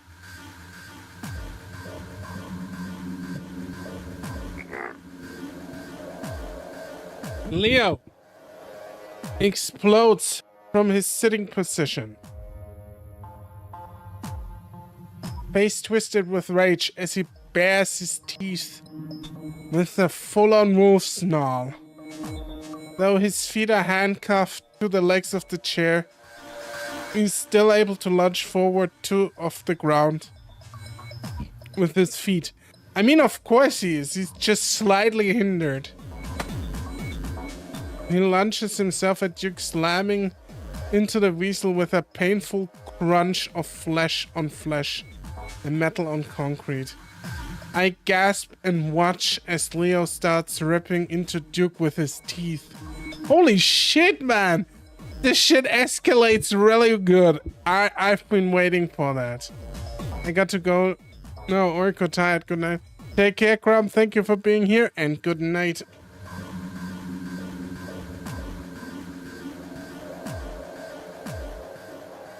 Duke screams and flails his arms around, apparently forgetting his weapon as it flies from his fingers. The gun slides across the ground to tap gently against the wall just 5 feet from me. Brian keeps a tight grip on me, though, but that's when I hear a clicking sound behind me. Brian does too, and he turns sideways, allowing me to see the source as well. And there stands Kutzo, both hands on Leo's handgun as he points it up at Brian's head. It clicks uselessly though, and Kutzo's face is mixed with a mask of terror, desperation, and confusion. The safety! If the safety is on, the gun doesn't click. It usually doesn't do shit. Lifting his mouth from the weasel's arm to shout at Kutzo. Kutzo eyes snap to the gun in his hand, but Brian's already moving. He kicks Kutzo's hands and it connects violently. Apparently Leo modded his gun for dramatic effect. Yes. Yeah, I know. He probably did. Leo is such a fucking diva. I'm a little bit gun savvy. That's my thing. A little bit. I know guns are bad. I don't think so. People are bad. And guns are kind of cool if you know what you're doing. That's sending the gun flying into the air to clap against the ceiling. Brian lets go of me at that point, reaching out to catch the gun. Okay, so what are we doing here? First thing we're going to do is we're going to save. And I would just go for Duke's gun. Anything can be bad in the wrong hands. That's absolutely true. Because no one's fighting over Duke's gun, I realize that might be my best chance. Let's see how Chase handles a gun. I don't think that was a particularly good idea, but we'll find out. I launch in the opposite direction. Clumsily, I scope up the weasel's gun, turning it over in my hands until I'm holding it the right way. Brian, my gun! Leo's still tearing away at the weasels as Duke holds them up in defense. I turn around, crouched, back against the wall as I see Brian standing over down Kutzo. I can only pray he hasn't killed him. Looks at Chase. I point the gun at Brian just as he turns around to face me. Seeing that he's about to get shot, the bear lunges at me. Massive paws up, stretching out towards me. Luckily for me, the gun is loaded. Trying to keep myself steady, I manage to find the safety and flick it off. I shoot him right in the face.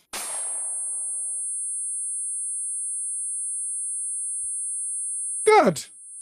Fuck Brian! The sound is so loud in the tiny room that my hearing goes out for a moment. Brian crumples to the floor and the room goes quiet. But only for a moment. An earthly howl sound comes from the bear as he slowly props himself up on his hands, looking back at me. For a moment, I wonder if the evil powers of Echo have brought him back to life somehow. Fun fact, Brian is a bear. Keep firing! But no, there's a bloody hole just above his blunt nose, and I can see the white of bone peeking through the red. Somehow the bullet hadn't even pierced his skull. Shakily, I raise the brunt again, but Brian rolls away to the door, and with the speed that should be possible for a bear his size, he's gone. I stare for a moment, wondering if I should run after him, but a snarl next to me as me pointing the gun at Duke's instead. Leo is still tearing into Duke's arm as Duke hollers at the top of his lungs, trying to cover his face. I love how they've written this scene that Leo basically just fight with his mouth and Duke is just trying to cover his face with his arms. I think this is so fucked up, and the less they describe it, the more my mind goes in that way, and it's like, holy shit. Yeah, it is fucked, dude. I love that. And it is great. Leo, stop, I got the gun on him. Leo looks up at me with wild eyes, pausing for a moment before slowly letting go of the musty-lid's arm, bloody drool hanging from his chin. I try to ignore that and keep the gun trained on Duke's head as Leo flops to the inside of his chair. After seeing how little the bullet had affected Brian, I'm not so confident it will do much damage to Duke. Maybe bears just have a thicker skull, but I'm more worried that the gun is just shit. I think it's that bears just have a thicker skull. You should have just brought a fucking shotgun or maybe an anti-tank rifle to just blow his shit head off.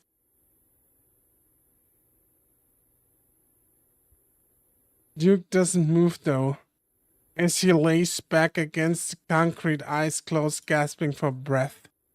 His arms are at his sides, both of them leaking blood on the ground. Leo really did a number on them. He definitely needs to get to the hospital.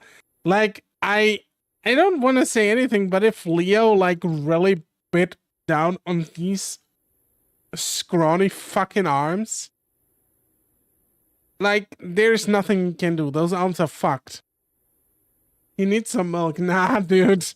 Nah. He needs like 50 skin. Duke's got 5 minutes max. A hand touches my shoulder and I jump. I look back and I see it's Kutso. Sorry, you okay? Leo's gun hangs loosely from one of his hands. Kutso, you fucking saved our lives. I grin at him, almost stop with relief.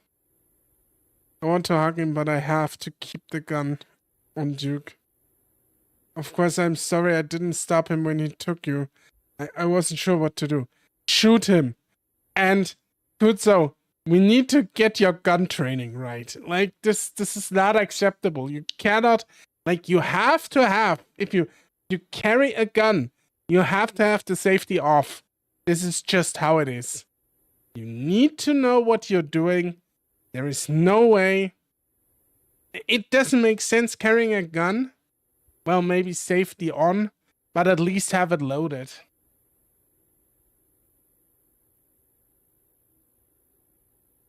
He touches my shoulder again and I can feel him trembling. Don't worry about it. We're okay now. Can someone get me out of these handcuffs, please? My arms are fucking killing me. Killing you, you ripped mine apart. Shut the fuck up, Duke. You deserved it. At least a little bit. Duke is practically sobbing now, curling up on his side to hold his arms to his chest. Fuck you, asshole! Leo spits at him as he tries to adjust his position on the floor.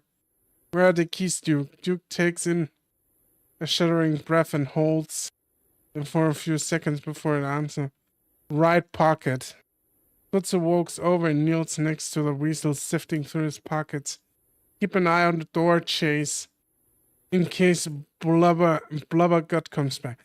He should have shot him in the gut. It probably wouldn't have stopped the bear, but a shot in the gut for the bear would have probably been deadly.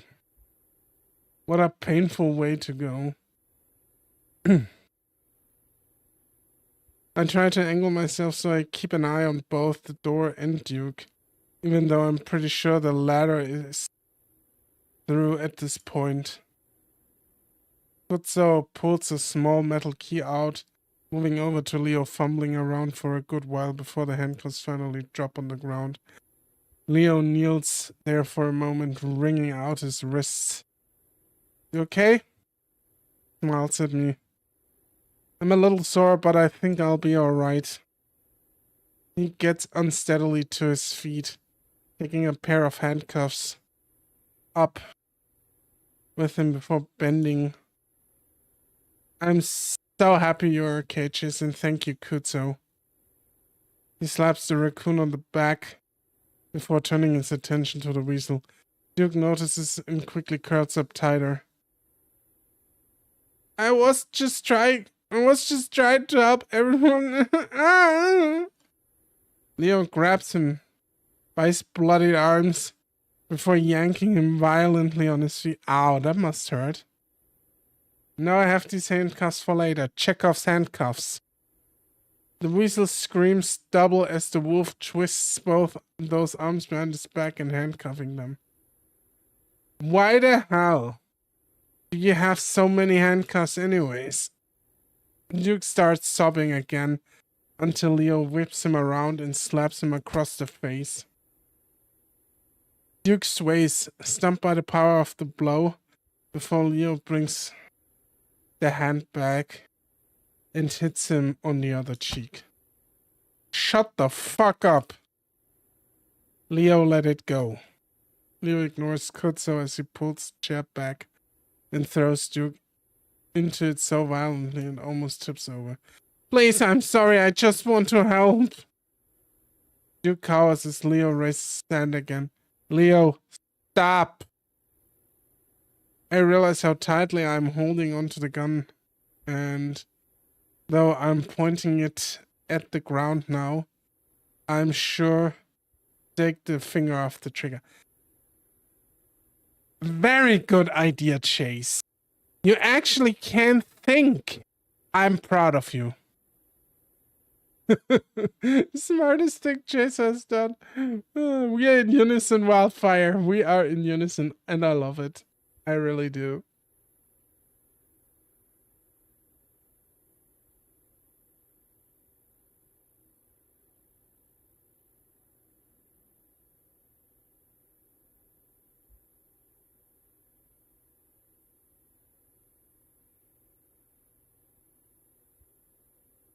While Leo's violence is a little disturbing, it's almost comforting to have him throw his weight around after how the weasel had threatened us. After how the weasel threatened us. Kutsu, on the other hand, doesn't look comforted at all.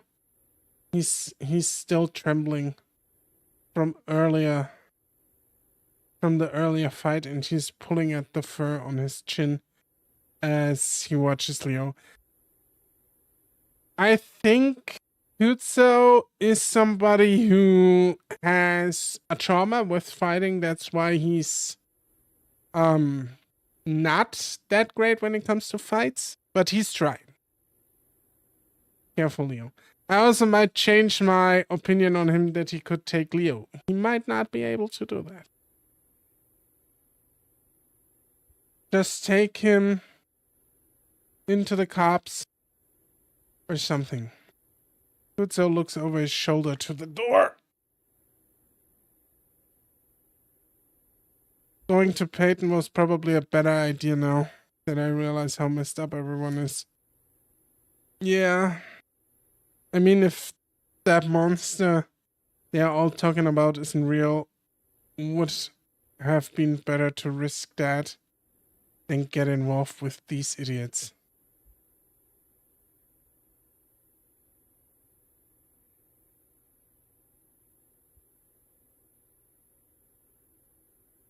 I hadn't even thought about this supposed thing keeping everyone from leaving the town. Seems silly now that we'd let a stupid story like this keep us here. Leo doesn't seem to be listening. You're a fucking lunatic, Duke. Why shouldn't I just kill you right now? Because you're the better person. Leo. Leo looks over his shoulder at us, finally shaking his head at Kutzo. Kutzo goes silent as Leo goes back to staring down the weasel. Now explain to us what the hell is going on. Leo leans closer with his bloody muscle and Duke cringes back. Tell the truth, and maybe I'll let you go. Leo glances at me. I won't kill you, at least. He's trying to make it clear to me that he's just trying to scare Duke. At least. That's what I hope he's doing. I already explained. Duke's eyes dart back and forth between us. The way he's kicking his feet around with a high-pitched, whiny voice makes me think of a child. A really ugly, malnourished child. A really ugly, malnourished child. I still feel bad for him, though. Remind me, because I was a little fucking distracted.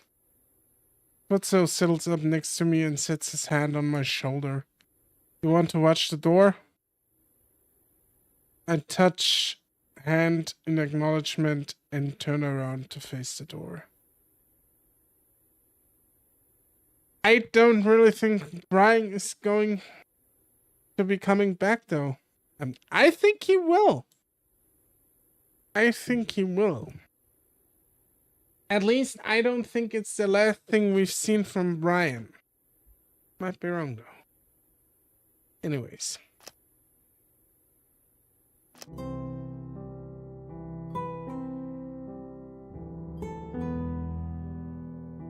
I will end it for today. Imagine Brian called the cops.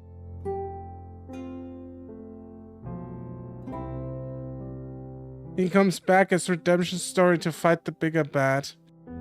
I don't think Brian is that kind of meth head. It's more a Clint move. That was fun. Thank you. I don't know what is coming in the near future. Let me go back to my bedroom.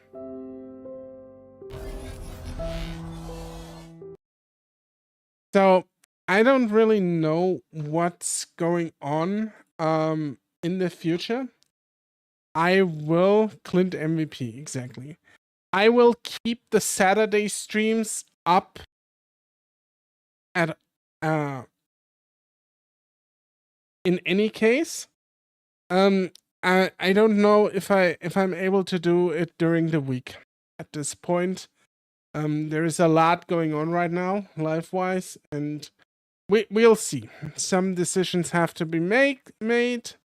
It's wild at the moment, but I can handle it. But you can always rely that I am on Saturdays. Unless I say otherwise, but I'm bad at communicating, so maybe I don't say anything. But Saturdays will always be there. As I said, if you want, I don't expect it, but I still say it. If you want to support me, channel memberships are up. They are €3. I don't know how much in any currency at the moment.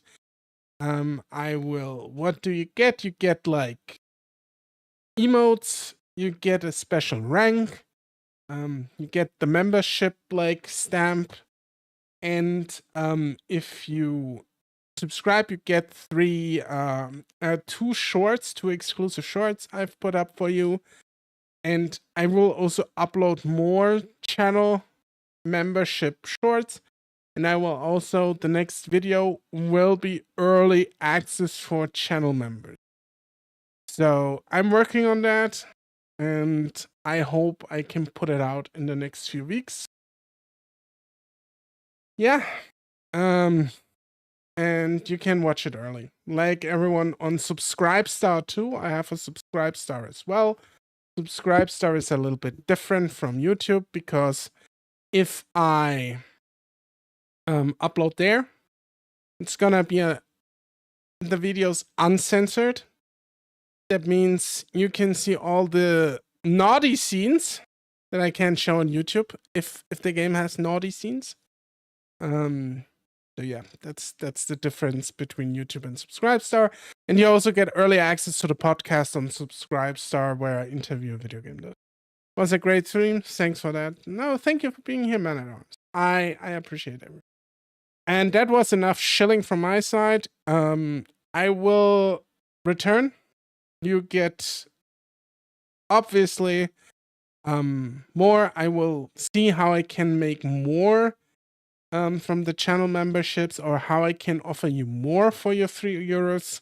What is possible, how I can do shit. And I thank you all for being here.